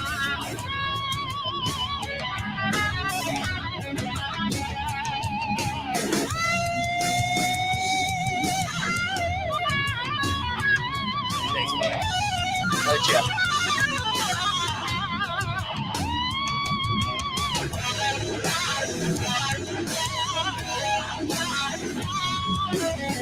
Not to get tired of that, when you're talking, something where we're in conversation, right? Well, Drum doesn't go on for the Naked News until next, so we're going to do sports. So it's going to be Justin taking the lead. I'm 2, and then Lance, you're 3. Yeah, and then we'll have Drum come in for the Naked News segment, which he's getting prepared for. Yeah. So we're going through, and then Justin, you hang for that too. All right. Yeah. I want to know how curious this news is. Onlynews.com. It's just news about naked people. That's only news.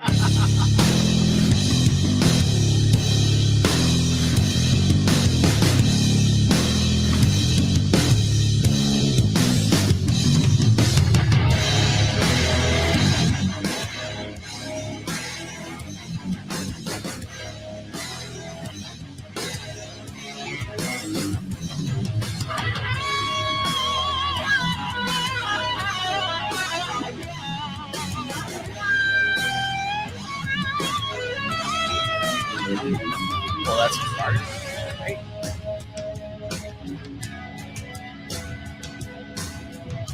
I think the movie. And then the league blew up.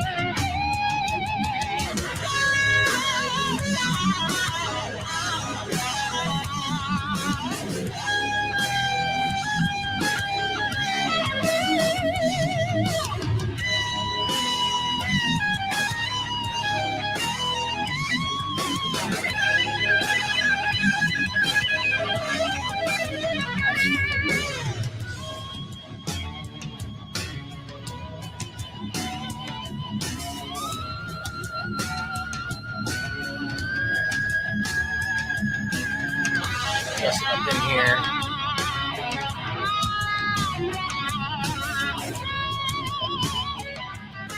Get back on the live stream here. So you hang out with our peeps as the comments are going. We're doing good on the numbers too. We're growing. Good morning, Dean. Every single day, slowly but surely, we're adding more listeners or viewers on the stream. So I thank you guys for streaming, liking, commenting, all that stuff. It's important to help us get the word out because the station's not going to advertise this show. The only way that we're going to get people to know about this show is through word of mouth. So you guys play a very important role just by being a part of the show, participating. And I appreciate each and every one of you. So all the comments, thank you so much. And, as we get ready for sports with Spears on ESPN 104.9 and 1490 AM. And we're talking about, he's going to lead the way and all the different things we're talking about. But I ran into Spears and Allie, his partner, yesterday in the station on my way out. And we're talking about how they're going to do a live broadcast at the TCC for the NHL draft. And I'm going to be there as well because it's the Roadrunners are hosting it. And that's like my second family. I'm excited about it. And I didn't even realize I'm such a dummy. The implications of the NHL draft for the Roadrunners and for Roadrunner fans, because the chances are whoever the Coyotes draft are going to the Roadrunners. They play in developmental first, so it's essentially a Roadrunners draft. Who's going to be our next big breakout star here in Tucson for the next couple of years before they go up and they pull a Garland and steal the show up in, the majors. So that's what we're going to find out. And them doing a live broadcast at TCC is going to be fun because I'm going to fuck with him. Justin's going to be on the air and I'm going to throw popcorn at him while he's talking, see if he could remain professional and not just like in the middle of talking about it. Focus if he's talking about sports, he'll be like, I don't even care about this popcorn. This is what I want happen. This is what I want to happen. Okay. I want Spears to be, conversating with Ali. He's setting up his next benchmark. He's like, when we come back, blah, blah, blah, blah, blah, and then just turn and go, what the fuck? That's my goal is. I want Justin to snap live on the radio. The mask is cracking. Just by throwing popcorn. Be like, and then every time I throw popcorn at him, I make a little sound effect like bloop. Bloop, bloop. Like Super Mario. Bing, boom, until he just snaps. Headphones just shake off his head violently. That's the goal. So be prepared for that. Okay. I hope, All right, I'm prepared. Yeah. Like Noted. PJ Tucker, bring the defense. Ooh, too soon. We need to put beef away somewhere so that doesn't happen. No, you see that I'm friends with security there too, so you got no allies there to hold me back. All the tunnels and the ins and outs of TCC. You know it, man. I'm telling you, like that crew is my crew. He knows the sewage system like the back of his hand. I've been there 4 years, man. That's a lot of hours being put into the TCC, and it's cool to be able to walk throughout that whole building, like the behind the scenes stuff. I always get a kick out of that. All right, we're on. Let's do this. Rock 102.1 KFMA. That was brand new music from 0936, who performed at the Marquee Theater, I think this last Sunday. They did, because I gave out tickets for that. Welcome back to the show on Rock 102.1. I got my good friend Justin Spears from ESPN Radio joining us this segment. Of course, ESPN Radio 104.9 FM and 1490 AM. I remembered that correctly. Look at right? that. Yeah. Top of my head, buddy. Top of my head. Off top. And he hosts the afternoon show on there weekdays. It's Spears and Ali. You got Justin Spears. Good morning to you, sir. Good morning. All right, let's talk sports and the devastation, the heartbreak. We'll start off with the NBA Finals. What went wrong, Justin? Honestly, I'm like trying to figure out what went wrong for the Phoenix Suns. Honestly, I think they got Giannis Antetokounmpo'd. Yeah, that's exactly what happened. Well, going into this series and just the entire year, the word on the street and the league is that he is the best player in the league. The top to bottom best player in the NBA. I don't know about that. I've heard that before. People have said that. Am I wrong? I think you're wrong because I still think this league belongs to guys like LeBron James and Kevin Durant. Okay. I think if those guys are still playing in the NBA right now, especially Kevin Durant, I mean, people forget he's coming off a torn Achilles and he comes back in the playoffs, leads the Nets, and I think he dropped 47 points in a game against the Milwaukee Bucks. So I still think Kevin Durant is one of the top players in the NBA. And then, of course, LeBron James. He's the biggest domino in the league right now. The league shifts wherever he goes. Right. So I still think LeBron is the face of the league. But Giannis Antetokounmpo is certainly up there. And the one thing I love about him is that he's not listening to the critics. He's not listening to the people who say, okay, you're this 6'11" freak athlete. You got to be able to shoot the basketball. Right. You look at all of his performances in the playoffs. He's not over here shooting 3-pointers. He's doing what he does best, and that's get to the rim and also protect the paint as well. So Giannis is a great player. A great all-around player. Yeah, I mean, he's a top 5 player, top 6 player. I mean, he's an MVP for a reason, right? Yes. So, yeah, I think he's a great player, but I'm not ready to put him as the face of the league. And you do make a good point about Durant because people forget, like, Durant almost beat the Bucks in Game 7 with the last-second shot. If his foot wasn't on the line of the 3-point line, that 3-point shot or the 2-point shot it ended up being that he made at the very last second to bring that game into overtime was amazing. Yeah, if Kevin Durant wears a size 13 shoe instead of a 14, right, we're talking about probably the Brooklyn Nets being in the NBA Finals. Let's be honest, instead of the Bucks. Yeah, his shoe size is probably 18 or something like enormous like that. And if he was just a couple notches down, his toe was over the line, and that's what made it a 2-pointer. But to make that shot, I remember I was sitting in a sports bar watching that game when it happened. The entire place jumped out of their seat because it was such an unbelievable shot and unbelievable play. Yeah. Nobody thought it was going to happen. So, Durant is still good. I don't understand how Kevin Durant's still good because he doesn't have a single muscle on his body. So, like, when he plays... like SpongeBob. Yeah.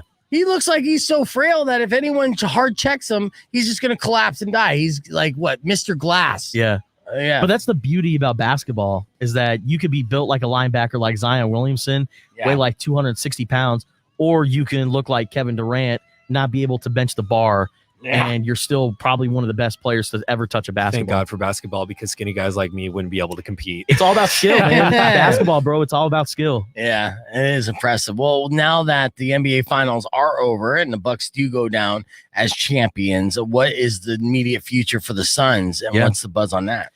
So I think with the Suns going into the offseason, Chris Paul is certainly going to be a priority for them. Chris Paul is going to be a free agent, and I've heard, you've heard rumors. You've heard you're a Lakers fan, so you've heard the rumors. It was trending on Twitter the other day. That's CP3 to the Lakers, but that's all BS, right? Yes, that's complete BS. As a Lakers fan, I will be the first one to tell you that we are not the smartest, and we all automatically assume that everybody is going to go to the Lakers. While the Suns were going to the NBA Finals, Lakers fans were photoshopping other players in Lakers jerseys because they were so focused on free agents, trades, and all that. Chris Paul is going to stay with Phoenix. Unless Phoenix completely lowballs him and gives him this bad deal. I don't think they would do that. I don't think they would. It would be nice to, I guess, for Chris Paul to be able to close out the career of Phoenix, even though Chris doesn't necessarily have an allegiance to this organization whatsoever. And he was saying this was only going to be this season, and he was going to look at other options and probably go to another team at the beginning of the year. I mean, if he's ring chasing, that's for damn sure, because I look at it from this perspective. I think the Phoenix Suns blew a golden opportunity. Yeah. Because they were up 2-0 in this series. They had a control on it. They were 2 wins away from an NBA championship. And the way they got here, I've never seen anything like this before. Literally every single series that they were in, the star player on the other team was injured. Yeah. Now, while they did kind of get lucky and get into the NBA Finals that way, I'm still not going to put an asterisk next to a championship because they faced everything that was in front of them. They beat everything that was in front of them. And it just so happens the one team that was fully healthy, they ended up losing to. But then I look at it like this, with the bubble shifting everything this season. So the bubble from last season shifting everything this season. And it's a shorter season. You had guys like LeBron James and Anthony Davis coming over on a short year. Yeah. And they were, battling injuries. And when you're trying to go back to back in that truncated season. I mean, it is so hard. And that's why you saw the Miami Heat get bounced in the first round. The Lakers get bounced in the first round. Now all these guys who got hurt, like Kawhi Leonard with the Clippers, Jamal Murray with the Nuggets. I mean, the Utah Jazz are going to be back in the fold next year. Yeah. There are so many teams in the Western Conference. It is wide open. But are the Phoenix Suns going to be ready for that? Because teams are going to be healthy again. I'm going to say they are, and I'll tell you why. Because I mean, obviously, the two teams in the finals had young studs on the team, and that really helped be going through this season in such a short off season. Like youth was on their side, and the advantage was with the youthful players. Yeah. Now the Phoenix Suns, they have that core of their youth, but now with experience, they have big playoff experience. They know how to win big games. They've been in there, and then they've had their heart broken, right? Which could turn, the greats into champions. Sometimes, like Michael Jordan's career, right? Like his heart broken a couple times before he turned into the full blown beast who learned how to win every important game in his career. So. You comparing Devin Booker to Michael Jordan? I'm having faith. I'm not doing that yet. Right? I wouldn't do that yet. But I mean, Devin Booker is a special talent. DeAndre Ayton is a special talent. Mikal Bridges is a great talent. Yeah. Right? So and they're all under the age of 25 years old. Yeah, exactly. So as a Suns fan, you should have every reason to be optimistic and hopeful for the future. For sure. Based off those three alone. And then I'm not even talking about Cameron Johnson, who could be a special talent, so they have that youth and talent and ability that they've been able to put together over the years. And Devin Booker, he's the Latino superstar now, which I found out a couple weeks ago. Everybody did. I didn't know that he was half Mexican. What I want Devin Booker to do to fully get Arizona behind him is grow a mustache. And if he does that, he will go down as the greatest, most iconic Sun players of all time. If he gets that Cholo mustache, I'm telling you, those jerseys with the Sugar Skull logo on them will go out the door. I'm telling you, he's already showing up to games in Dickies and a lowrider. He needs to grow that mustache out, really connect with Arizona. We'll be behind him, ride or die, to the end of days. Dickies. With so much starch in them that you can stand up the pants just by itself. You see it? I didn't realize he was half Mexican until he showed up in that outfit, and I'm like, I see it now. I just see it. He's a legend, bro. He is. But he's 24 years old, and he's only getting better. I mean, that game against the Lakers, the closeout game where he dropped 47 points, that's where I was like, okay, this kid's a star. He could be something. Did you hear the story about the workout before he was drafted? No. So this is why the Phoenix Suns drafted basically an unranked Devin Booker, who was 18 years old playing for the Wildcats. I think he only did one season with the Wildcats, the Kentucky Wildcats. He was coming off the bench for the Harrison twins, right? Who are not in the NBA right now. So anyways, exactly, right? Crazy. So what the Phoenix Suns were doing to test out their players is they would have this exhibition, a one-on-one exhibition. And the way that it worked, this tryout drill, was you would start off on offense, right? And then you would score, and then you would keep the ball until you didn't score, until there was a stop, till the person guarding you would stop you. Whenever you would score, they would change out another player. Another player would come in and defend you, right? So she's going through, and then as soon as somebody stopped you, that defender became the offensive player, and then they would start to cycle all over again. King of the court. Yeah, king of the court. Yeah. Right. They did this with Devin Booker. Devin Booker was scoring for so long, they said, okay, you know what? That's enough. We've seen enough. We'll just, we want to move forward. And he said, F that. We keep going until I stop scoring on these people. And he was only 18 years old at the time. And it really impressed the organization, because nobody could stop him from scoring. And he went on longer than they've ever seen. And for how long they've been doing king of the court forever in the professional, in the NBA. And they liked his attitude, that he's so thirsty to be the best. And he's like, no, I'm going to keep scoring on every one of these punk bitches until I don't anymore. And then I'll go to defense, and that's crazy. Probably not do as well. You know what that sounds like? And I hate these comparisons because he's my favorite athlete of all time. Mm-hmm. But that's very Kobe Bryant-esque. That's what I'm saying. Very KB. Right. Yeah. So I wouldn't say Devin Booker's the next Michael Jordan, but I would throw the argument out that he could be the next Kobe Bryant. He certainly has the offensive blueprint for that. I still think Kobe Bryant was a better defender. And also, Kobe was attacking dudes at the rim. People forget, Kobe put prime Dwight Howard on a poster. Right. Well, I'll tell you this much: if Devin Booker grows that mustache, he'll be going up to the rim Superpowers. and then shanking fools with a knife in the side on the way up. You're gonna have to get Devin Booker for a blade because he'll be cutting people on the way up to the rim and maybe cut them on the way down too. And then going to hang out with Kendall Jenner afterwards. Nice. We have more with Justin Spears hanging out on the show. So stick around as Beef Vegan presents. Clear. Yeah, that's all right. So I think I'm playing.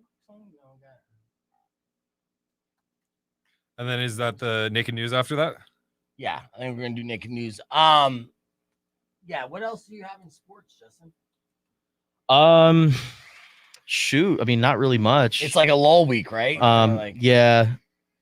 I know Texas and Oklahoma reached out to the SEC about possibly joining their conference. Really? Yeah, that's what's going on in the world of college sports. Oh, NIL, name, image, and likeness. I don't know if you saw this, but Nick Saban said his starting quarterback, who has yet to play a snap at Alabama, is set to earn 7 figures. Yeah, that's crazy. That's just through commercials and ads and all that. Yeah, that's crazy. Yeah, we're in the new wave of college sports. Yes, And it's which really is awesome. going to change up the dynamic a lot, I think, with these big organizations, Nick Saban's in particular, because now he's going to have to deal with superstar divas who are getting the money and everything. And, you know, it might temper their work ethic and their drive. We'll see. Yeah. You know, I'll be excited to see how that happens and what happens with that. But these kids do need to get paid. But there has to be a medium, right? I mean, at the same time, they don't need to be millionaires straight out the gate. You know, there has to be some kind of cap or balance or structure to make it more free and fair amongst other students, because they're just students at the end of the day. Yeah. But honestly, social media has completely changed everything, because you couldn't do this even 15 years ago. That's true. Because then markets like LA would just kill everybody. Yeah. USC and UCLA, it's like so many opportunities to make money there. You know what I've been seeing is people are getting free scholarships just for being influencers and influencing people to. No way. Yeah, 100%. It's kind of like getting like it's same thing as like, you know, like getting a scholarship for playing basketball. People are getting scholarships for having huge Instagram followings. 100%. Yeah. Wow. I did not know that. I heard about it recently. I don't know a whole lot about it, but like, think about it, you see that influencer going to that school, promoting that school, the classes. Yeah. What Drum said, if you think about it, you see that influencer going to that school and then promoting that school. you know, if I was an Instagram influencer, I wouldn't go to college. Yeah. Are you going to college now? No, I'm not. Well, then what's stopping you from doing either? You're right. Yeah, exactly. It's kind of a catch-22 there. I'm just justifying in my head. In my head, I am an Instagram influencer. Right. You know, it's funny. I'm I an had upcoming Instagram influencer. I had this Casino del Sol wanted me to come out and do a promo, and they wanted me to check out their whiskey and cigars night. And so and talk about it on the air. So I was like, if I'm going to come out and drink whiskey and stuff, I'd really love to have like a hotel room and bring some friends. I'll bring some of the cheerleaders from the Roadrunners with me to hang out and party, because that's how I like to do it. I like to do it big. And so they're like, cool. So they gave me a hotel room and then got us VIP passes to the event. So I'm coming like this fat old guy with all these hot 22-year-olds, you know, and we hang out by the pool and we're drinking, and then we go and we're eating, you know, like tartare and fancy stuff while smoking cigars. And this one cheerleader girl, her name, she was gorgeous. She's Brazilian. What's her name? Well, anyways, she is phenomenal. She's like, so in a nice little hot Brazilian accent, like, why are they doing this? Why you get all this free stuff? And I'm doing it wrong, right? And I'm like, oh, because it's the radio, you know, it's a radio promotion. She's like, yeah, but why do they give you the room? And this is like expensive. The plates and everything, the whiskey and stuff was like $150 a person. And we had 6 of them for free, right? And so it's like, but why? I don't get it. And I'm like, well, you know, it's like an Instagram influencer. And she's like, oh, I'm like, yeah. So it's like I'm an Instagram influencer. And she's like, oh, okay, that She makes got sense. that. That's the only thing that made it make sense. Radio made no sense to her as to why casino would give me anything for free, nothing. But I'm like, hey, no, it's like I'm an influencer because I am. You're a radio influencer. Right, but a younger generation doesn't understand the correlation between the two and how they're two and the same. You know, both have an audience that you could sell to. That's what the influencer is. And so man. what? You want to make an argument on that? Drum, get into the mic. Give her the mic. Well, so you I'm hear what 22 arguing. and I know how much of an influence, so maybe it could be. Well, you're where in she's the at. radio, and she's like a microbiologist now. She's unbelievably gorgeous. Hey. Yeah. And Lance said he just met a microbiologist this weekend. I just banged met her, a gave her a 9.5. I unfortunately did not. No, I had the opportunity to, and I did not seize. You had the opportunity. So what was the opportunity? The opportunity was she asked if she could come back to my hotel with me, and I was like, I gotta sleep. I got a gig tomorrow. Maybe tomorrow though. And What? then like yeah, What? I thought it'd work out. I don't know. My manager was like, he was like, dude, like it's like 4 o'clock in the morning, man. You want to like hang out with this girl right now? You've got a gig. And I'm like, you should fire that manager. I know. How hot was the microbiologist? Oh man, she was beautiful. Like no cap whatsoever. Okay. Was it that pretty girl that I on the Twitter that or on no, it Snap? wasn't the Twitter one. Oh, The really pretty Was it one. on Snap? Yes, yeah, it was this girl. I was looking at her as like there was lasers in her face, and I was just stunned. I was like, you look so beautiful. You saw that picture? How? No, she like I took a video of her because I was like, wait, like hold up, let me capture your essence. And she was That's just a smooth standing line. there with like you should lasers use that in her next face. I time, was Spears. like, So you see a hot chick, just say, let me capture your essence. See if it Your works essence. as well I don't know if that would as work an on me. EDM DJ. I don't know. I think Justin's got the moves. Nah, I don't know. you gotta make him laugh. I need to Gotta be funny. see Justin's score report because I guarantee like that's going to be the only 10 on the show. Okay. That's my firm He's saying belief. you I'll put put money down on it. a 10 when it comes to the D. Okay. Yeah. He's like, I I believe in it. appreciate that, man. I appreciate that. He's like, yo, I appreciate that. I'm a 6, but It's like hype me up to be a 10. I feel Dude, like I'm that, hype- like yeah. that great like NBA draft pick that's just like a bust. Right. Oh, yeah. The Like, guy who got drafted before Durant. This is my draft Greg pick Oden. for the score report. I forgot his name. I remember he just looked like he was 50. Yeah, Greg Oden. Yeah, great. From Yes. Ohio State. Yes. Where's he at now? Done. Nowhere. Yeah. I mean, his kneecaps blew out like Yeah. instantly. As soon as he got drafted, his Yep. kneecaps blew out, walking up on stage. What a terrible draft pick that was. I'm Sam Bowie, the guy who got drafted before Michael Jordan. Oh, yeah. Oh, rip. Yeah. So that's cool. Lance thinks you're a 10. Maybe he's hitting on you. So maybe I am. Wait, I just want to capture Justin's essence right now. In my mouth. In my mouth. Drum. So you saw the picture or the video of this girl. What would you rate her on a scale of 1 to 10? Oh man, as far as appearance? she was a queen. I was really You can be envious. honest with I me. was really You can be envious, honest my with me. dude. She was so pretty. Yeah, Like no, she was about a 9.5 out of 10. He's Mr. She 9.5. So was she's a 10. nice. Do you have that video on your phone? Oh yeah, I'll show it to you guys. I can't show it to the audience though. That would Why be not? That'd be incriminating. I'm Why like is it I'm trying to make a incriminating? move on this girl. Oh, you're gonna see her again? She's Yeah, in San Diego? of course. Yeah, no, I got. She actually asked me for my number. Okay, why don't you show the video to Look at that. Justin and we'll look at Justin's face for the reaction. Yes, There's- that's what I'm talking about. All right. Here, check. Stay on the this stream, out. keep that mic out of your face there, Justin. And then here is reactions All right, from Justin let's see. Spears. Video. Now, this is a chick that DJ Lance says he could have banged. I could have, but I didn't because I was honorable, and that's how I'm going to pitch it in my head so I don't lose sleep at night. Yeah, try not to accidentally show him a D pic because I know you got those in your Oh, gallery yeah. as well. Here, hold up. Here. All right, here we go.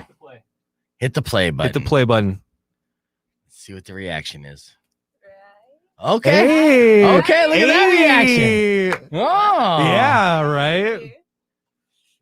Yeah, okay. Okay. Look at you, man. I think Beef needs to see this. Here, Yeah, I'm here, gonna have pass to this, see it. pass this Let over me to ask Beef. Justin real quick. Would you want to be one of Lance's balls during this encounter? Okay. I don't know how to answer that question. I don't think I want to be my own balls. Like, especially at that moment, like I was at a warehouse party and I was sweaty. Let me tell you. Yeah, I like her face. She was digging you, like even like when you're like looking your You worst. know what? Honestly, rolled up to the warehouse, like off top. This girl, like she's like dancing next to me. She starts dancing with me.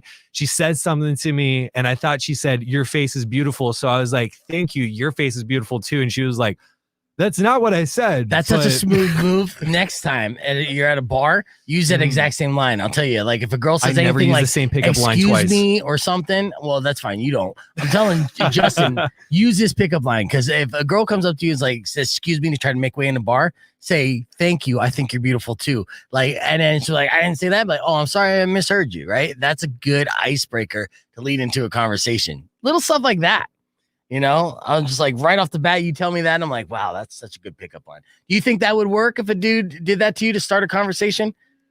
Pretending like he misheard you. So then that way he's like almost embarrassed that he misheard you, like, oh no, you know, and then he can go if he's charming and funny. I don't know. He'd have to roll a d20.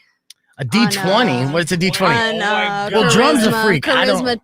Charisma check. Yeah, that's some D&D stuff. Oh, so, yeah. What's a D20? That's a It's a type of dice you have in Dungeons and Dragons. Yeah, I bring it with me most places if I have to make a decision, and I'm like, will I be successful? And I do a check. Do you have your dice with you now?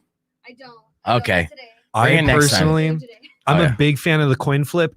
In fact, you could ask Siri to flip a coin for you. See, Drum knows what I'm talking about. These guys. But I feel like if I were to roll a 20, like, is that like a probability? Like, it's like, oh man, like if it's like above a 10, oh, heads. Oh, she was doing that before. She was like, am I going to come in to work today? All right, Lance, Like, heads or make tails? room. Let Spears get, or let Drum get on camera because we got the naked news here. Oh man. Yeah.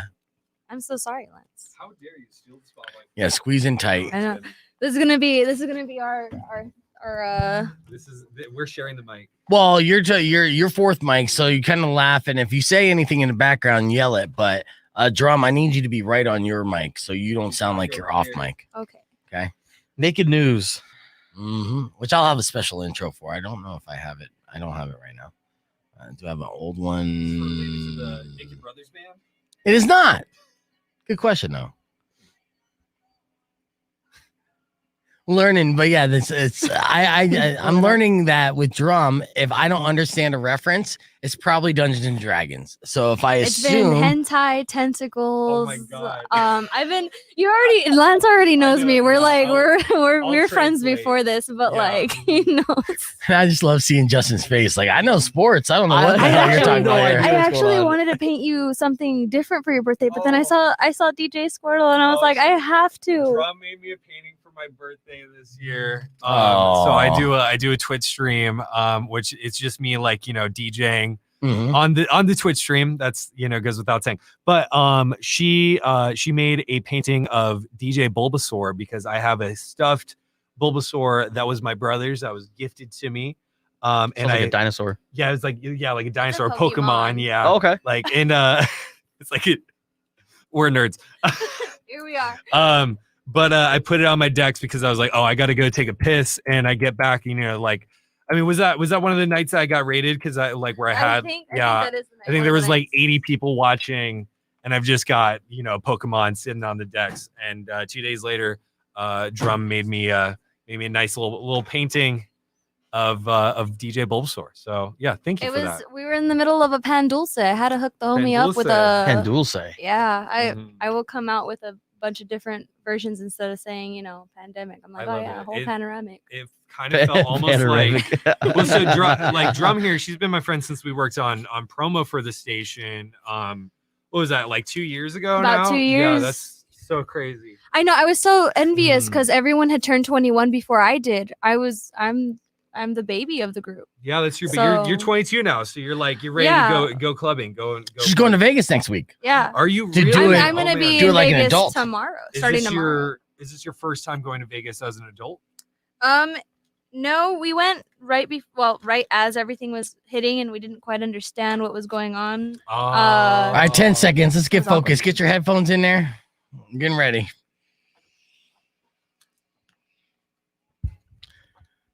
Rock 2.1 KFMA. Welcome back to Beef Vegan Presents. It is now 9:34, so we're a little behind schedule, but we got to break down the naked news for you. And I have Drum coming in with the hottest news that you need to know right now. Let me fire off this little intro to get her going. Let's do this. Breaking news from Main Street to your street. I think you just blew this thing wide open. God, I love the local news. Every summer, they tell me how to beat the heat, and every summer it works. So, what are we doing? Are we just jumping right into this? Or? All right, Drum, what's your lead story in the naked news today? All right, starting off, a new study just came out and found out men emit a lot more greenhouse gases than women do each year. Oh, wait. Okay, so our farts are polluting the planet? Well, okay, so it's not the farts that the problem is, actually. Researchers in Sweden looked at how much CO2, methane, and other gases the average person is responsible for. Uh-huh. And even though men cause 16% more greenhouse gases, it's actually because they tend to drive more. Oh, because when I thought it was farts polluting the planet, I immediately looked at Justin Spears. I'm like, you're killing us all, bro. Sorry. But like great food. Yeah, man, you got to stop gaslighting everybody. You're just gassing it up and just killing the atmosphere. I got so excited because I'm immature. And so I was like, oh my God, it's got to be farts. And I was like, oh, no, it's not. Well, I guess 'Cause I'm people immature drive. as well because I thought the same. So all that smog in LA, it's all because of men. Yeah. Right? We Majority. put We're the all worst. the problems of the world and just blame men. That's We're the worst. easy. Yeah, we're the worst. We really are. That's true. That's true. We can't hear you on the mic, Lance. We really are the worst. We didn't need to hear that, Lance. Drum, what else you got? Nowadays, just about anything can have a band logo slapped on it and be labeled merch. Okay, yeah, I've seen that. I mean, bands, and this is a good lesson for any like local band. Just put your sticker on anything that you have in your closet that you don't want anymore. Instead of donating it to Goodwill, you can sell it at a show. and call it M&M merch. urinal cakes. Look them up. They're beautiful. What are they called? Eminem made urinal cakes for one of his concerts back in 2009. Oh, okay, Eminem the rapper. Eminem All right. holding an Eminem. Yeah, in all a right. urinal. So now you can buy Guns N' Roses bong, which has a design inspired by their iconic debut album, Appetite for Destruction. Oh, nice. An Appetite for Destruction bong. I would actually get that. How much of those run? So they run about $74.99. It's a 12-inch water bong because size matters in this scenario. Mhm. It's a hexagon-shaped base with 5 original members, Appetite for Destruction cartoon skulls, and the band's logo painted on each side. I already got the slogan for him. Welcome to the jungle, baby. We're going to make you high. There you go. That's beautiful. You're welcome, Axel. That one's for free. The next one will not be. All right, what else you got, Drum? Dozens of gunshots sent celebrating Milwaukee Bucks fans running for their lives after Tuesday's night's NBA championship game. Oh, yes. Did you see this, Spears? No. Oh, man. Yeah. So the Bucks fans, they're all partying. Everything's all fine and dandy. Everything seems like a good time until gunshots ring out. And this happened in Yeah. Milwaukee. I'm going to say this right now. If the Suns would have won at home, it wouldn't have happened in Arizona. We would have played nicely. But that's what you get for winning the championship, mean- Bucks fans. Unless you're, like after certain Wildcat games and cars get flipped over. Yeah, I was gonna say We're pretty crazy. people in Tucson went crazy for Arizona Wildcats. Imagine just more thousands and thousands of Phoenix Suns fans in that hot sun or in the heat, just going wild. I guess I don't know. I don't think there would be in Arizona after that. Yeah. No, we would have to, out of celebratory reasons, we would have to burn the entire state down. There's no logical- No, Drum. That's a terrible suggestion and recommendation. No, I don't care. You're off mic and I don't hear you. So I agree with Drum. I didn't want to hear you. What else you got here, Drum? So a video is going viral of an apparently inebriated man on the surveillance camera outside of his parents' home talking to his mother and assuming she's watching from her vacation. Oh, yes. Oh, that's funny. I needed to get the audio for that. And that's my bad. I do have the audio for that. Give me 2 seconds. Yeah. I was about to what was ask- he saying to his mom? Can you see it in there? Honestly, it's not clear what's going on, but he does threaten to go into her house and turn the thermostat down to 62, which, you're not supposed to touch the thermostat if it's not your house. At Yeah, least true. every dad's spidey senses out there is like, I'm tingling. And not you in a said good it's way. 62. A Jeez, that's cold. dad can sense the thermostat changing from a mile away. The facts prove it. Statistics. Yeah. Swear to God, my dad, Mexican dads, every Mexican dad out there knows. They feel it in the force. They feel it. Yes. Like, All right. if you think about it. Right. Let me play this clip of this guy taunting his mom through the Ring doorbell cam. Check this out.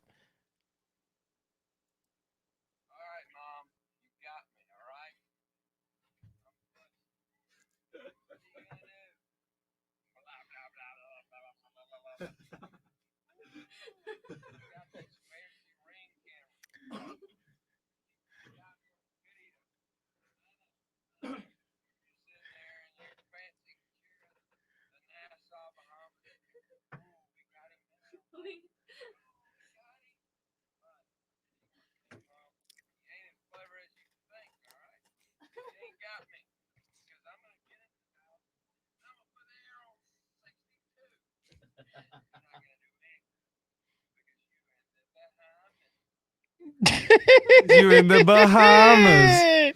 I mean, it's all Oh. fun and games, but what if they have one of those apps that control like everything from your phone? Yeah. Did you the change Nest the app. LED light on the Ring? Yeah, no, it's the LED or the Nest app that they can. And if she has a Ring doorbell, she probably has that as well. And he's too dumb to realize it. So that's fantastic.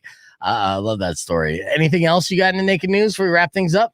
Nothing else going on. I'm all unless you guys want to hear more about that the bong and slapping merch on stuff, which I mean could go anywhere. I'm curious about those urinal cakes. Yeah, that's Okay, right. yeah. M&M. So the way I found out about this was Nardwar did an interview with Odd Nardwar, Future, yes. and they were talking about crazy different kinds of merchandise things that have happened. And Nardwar asked Tyler, the creator, would you be interested in having a urinal cake M&M or M&M decaled urinal cake? And he was like, yeah, I would totally do something like that. He's like, well, I don't know how to swing that for you, but I got you one of the M&M urinal cakes, and he gifted it to him. There you go. How many do you think ICP has? At least 7. Wait, that Future with the interview or the interview with Future you said? We'll talk about that. Future. Okay. Let me wrap things up, All right, guys. go ahead. We'll talk about this on the stream. Good job, Drum. Thank you for the naked news today. And we'll be right back to wrap things up next. With Odd Future. Okay. I heard Future and I was thinking it was the one where he asked Future, he's like, Future, what kind of dessert do you like? And he's like, cheesecake. Cheesecake. He's like, what kind of cheesecake? He's like, nah, just good old regular cheesecake. And what does cheesecake taste like? Tastes like cheesecake. Oh God. Sensational. So in this one, my favorite part about this was that how stoked they are. Actually, you know what? No, my favorite part was so if you're for the people watching, if you're not familiar with Nardwar, he interviews artists like of all levels of but he's like the goofiest dude the ever. goofiest dude. Yes. And he has made his branding like he does this deep research on people, and then he asks people these questions that aren't even available to the public. Nobody knows. You know how he does this too? How does he do this? He revealed he goes through social media and he talks to friends and family, and he'll of look course. back at like people who are mutual friends or follow the artist or went to the same high school as the artist, and go through social media and ask them and honestly guess like, you know, who is Eminem's cousin, right? And find Eminem's cousin on social media and ask some questions, and then that way when he does these interviews, he knows these stories from their childhood that was never talked about, and it's fantastic. When Nardwar, you can see YouTube videos of Nardwar just blowing people's minds. I shouldn't have paused that long when I said that, but blowing people's minds or people he's interviewing's minds Excellent with the place to questions pause. he's asking and references. They're just like, are you the CIA? You know, there's some people get freaked out by him and run away. Like Jay-Z just ran away. So yeah. Well, Keep going. So my favorite part of that interview though is so you know he asks these questions. He's like, I'm Nardwar and I'm with, and then they say their name, so it'll be like, oh, like I am, or like, you know, we are Guns N' Roses, but instead he goes like, I'm Nardwar and I'm with R. Kelly, and he did again, do, and then he freezes. I'm trying to find a clip of him giving him the M&M urinal cake. Yeah, because there was one, I think he was interviewing Lil Wayne, and he was like, I got you this gift. And it was like Yes. this cassette tape of like this local New Orleans rapper from the 90s. Yep. And he was like, how the hell did you find this? Right. How did you know about this? Right. I would like to take this moment to appreciate that in this room, there's we're filled up to a bunch of people who we keep on talking. We could talk about something for hours and not stop. Well, we could until you just derailed it, Drum. Especially urinal cakes. I could talk about urinal cakes. Oh, that's another thing. My attention span is that of a spoon, so it will go everywhere. Dude, I wish I had the attention span of a spoon. I'm more of a fork. It slips through the cracks. But oh, I think I found it. Okay. Okay. Here. I'm gonna email it to you real quick. The exact timestamp. At the exact timestamp. Am I able to share things from a specific? Oh, Yeah, you can. That's been like a thing Perfect. since Oh. like 2012. Damn, I've been sleeping for the last 9 years. I used to chill at the library all the time, and I had to be able to email myself those timestamps. Library. I was almost arrested outside of a library once when I was 16. Really? Yeah. You got more tea on that, dude? Yeah, I got it's kind of a boring story, but I'll whittle my tales for you. So I was 16 years old. I was going to get drunk for the first time in my life. Actually, maybe I was 15. I think I was 15 years old. So but I didn't I had an older friend. She was 19 years old. And I was gonna go and hang out at her place. We were gonna have some tequila, some Fireball, that jazz. This is also the first time I got drunk. I got drunk off of micheladas. So those micheladas have a very special place in my heart. So I didn't want to get picked up in front of my house because I didn't want my mom to wake up and be like, what the hell do you think you're doing? Yada yada. So I escape down the street to the Flowing Wells Library. And I'm waiting there for my friend to pick me up, and see a little police car roll up on me. Blue guys. You say the blue guys? The blue guys. The blue guys rolled up on me. So they're like, what do you think you're doing? Blah blah blah blah blah. So I start lying out my ass, and the first thing that I say actually was, I was like, oh, my mom's gonna, my friend is gonna pick me up and take me home, but my friend whose house I was hanging out at up the street, they don't like me that much, so they wouldn't let me get picked up from out front or something like that, And they're like, wait, so what kind of person are you that your friend's parents don't want you to be picked up in front of their house? What kind of people are you meeting with? Like, who are you? Are you the ops? And I'm like, oh my God, I'm just like digging myself a grave. They actually said, are you the ops? No. Oh, I was like, I wish. No, this is 2013. He would have coined it. That man would be making a lot of money by then. But as I'm lying out my ass, my friend comes to pick me up and tells a completely different story as to why she's picking me up. And at that point, the police officers are like, okay, well, you just can't be outside of this public establishment at these hours because apparently homeless people come out there and try to use their free Wi-Fi. So, and that was really they didn't care that I was breaking curfew. They cared that they thought that I might be stealing Wi-Fi. the Wi-Fi. Mm-hmm. So thank you, boys in blue. Right. It's one hell of a way to get arrested. Yeah. Did you see the cadence? Wi-Fi. What's happening at the cadence here in town on TMZ Tucson? I saw that. Yeah. So the cadence. Yeah, let me tell the story. So the cadence is basically like student housing. It's like an apartment for students. Yeah. They don't have a property manager right now. They have like no manager. And they haven't had a manager on property for the last few weeks at least, or at least a month. And the place is falling to shit. Like no one's fixing anything. The air conditioning, the water's out. Like all these inhumane conditions right now are happening at the cadence. Homeless people are camping out. Trash is piling up beyond the compactor. And it's been sitting there just attracting flies and smelling up the entire floor. So people are pissed. I mean, with the rate of rent there, man, I'd be mad AF too. I wouldn't pay rent. No, exactly. I've actually DJ'd on top of the cadence before. You shouldn't pay rent. Yeah, you shouldn't pay rent because you got no one there to kick you out anyways. Yeah. I mean, yeah, that too. But like on top of that, you should be paying me. Oh, yeah, absolutely. I think that's what the reason why I was able to play there. They didn't have any management. Yeah. There we go. All right, 10 seconds are going on, but that's not realistic, Drum. They got nobody to pay you, but they got nobody to kick you out. So that's good. All right, Rock 102.1 KFMA. That was another show in the books. Beef Vegan Presents. And as always, I'd like to thank everybody for listening. All I ask is if you enjoy the show, tell a friend. And tell a friend to tell a friend. Now, before we are out the door, I do want to leave you with this. It's your beef tip. I came across a story of a sperm bank that held a contest to see who had the best sperm. And I disagree on how they did it. They did it strictly by the count. Right? But I don't think you could judge sperm just by its count. Not in a proper contest, Justin Spears. Yeah, because if I have a higher sperm count than LeBron James, no offense, but I think LeBron has better genes than me. Right. So there's a lot of factors that you got to do. And I think you could tell based off the sample, not just doing the count or the genetics behind it, but you got to think of other things like texture, taste, the Taste aerial, is a big one. Yeah, aerial ability. Like how far can it fly?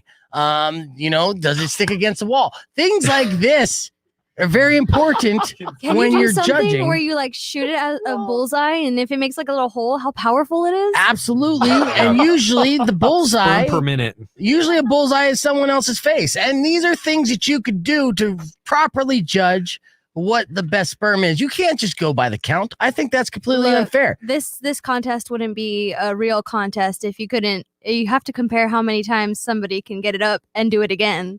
You got to, how many times do they fire and reload? No, I'm sorry. You're wrong on that, Drum. I think Octomom's boyfriend would win that one. You guys are ruining the tip. I think you're missing the point, and it's okay. But again, when you're judging that, you got to judge it not just by the quality of the count. There's just several different factors of the actual sperm that you really have to consider. So I would recommend the next time this sperm bank does this to involve the show, and all of us could be judges by swatting away samples and seeing if it could get past the defense. If it get past the defense, that's pretty good sperm right there. I don't want to be on the taste test. If I can't slap it away before it hits me, that's some good sperm.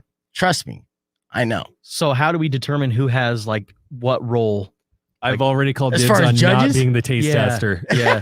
I really want to see how powerful people are, so I'm going to set up the bullseye zone and just be like, go, just go. With that outfit you're wearing, I could imagine the bullseye zone being right here. If you can see that on the stream. Yeah, that's all I got to say about that. I should shut up right now. Yeah. All right. That's all your fault, Drum. You're getting a little squirrely there, bud. That ain't my fault. Hey, I'm not entering the competition. I'm just saying if other people enter the competition to find out who has the best sperm, that's okay. We're ending the show right now. All I have to say is it's really fortunate that I don't have sperm. You guys would lose, I think. I think that's Okay. one game that I would have won. All right, that's good. Well, braggadocious out the door. I'd like to thank our guests today, as always, Justin Spears. Thank you so much. You're the man. Turn on Spears and Ali later on today. The show starts at 3 p.m., I believe. Yes, sir. On ESPN 104.9 and ESPN 1490 AM. Of course, DJ Lance Fairchild. Make sure you follow him on all the socials. And Drum, excellent job as well. We'll catch you when you come back from Las Vegas. For the rest of you guys, tomorrow morning we have Powers and Herb Stratford in studio. We'll also have the Roadrunners president, Tucson Roadrunners president Bob Hoffman in studio talking about their big NHL draft party that they're going to be doing at the TCC. And then Riley is up next. So thank you so much. As always, enjoy the rest of your day. Drive safe, ride safe, and rock local. When you wish upon a side of beef, soon will come an end to all your grief. But if you've been mean or kind of bad, I will knock out all your teeth.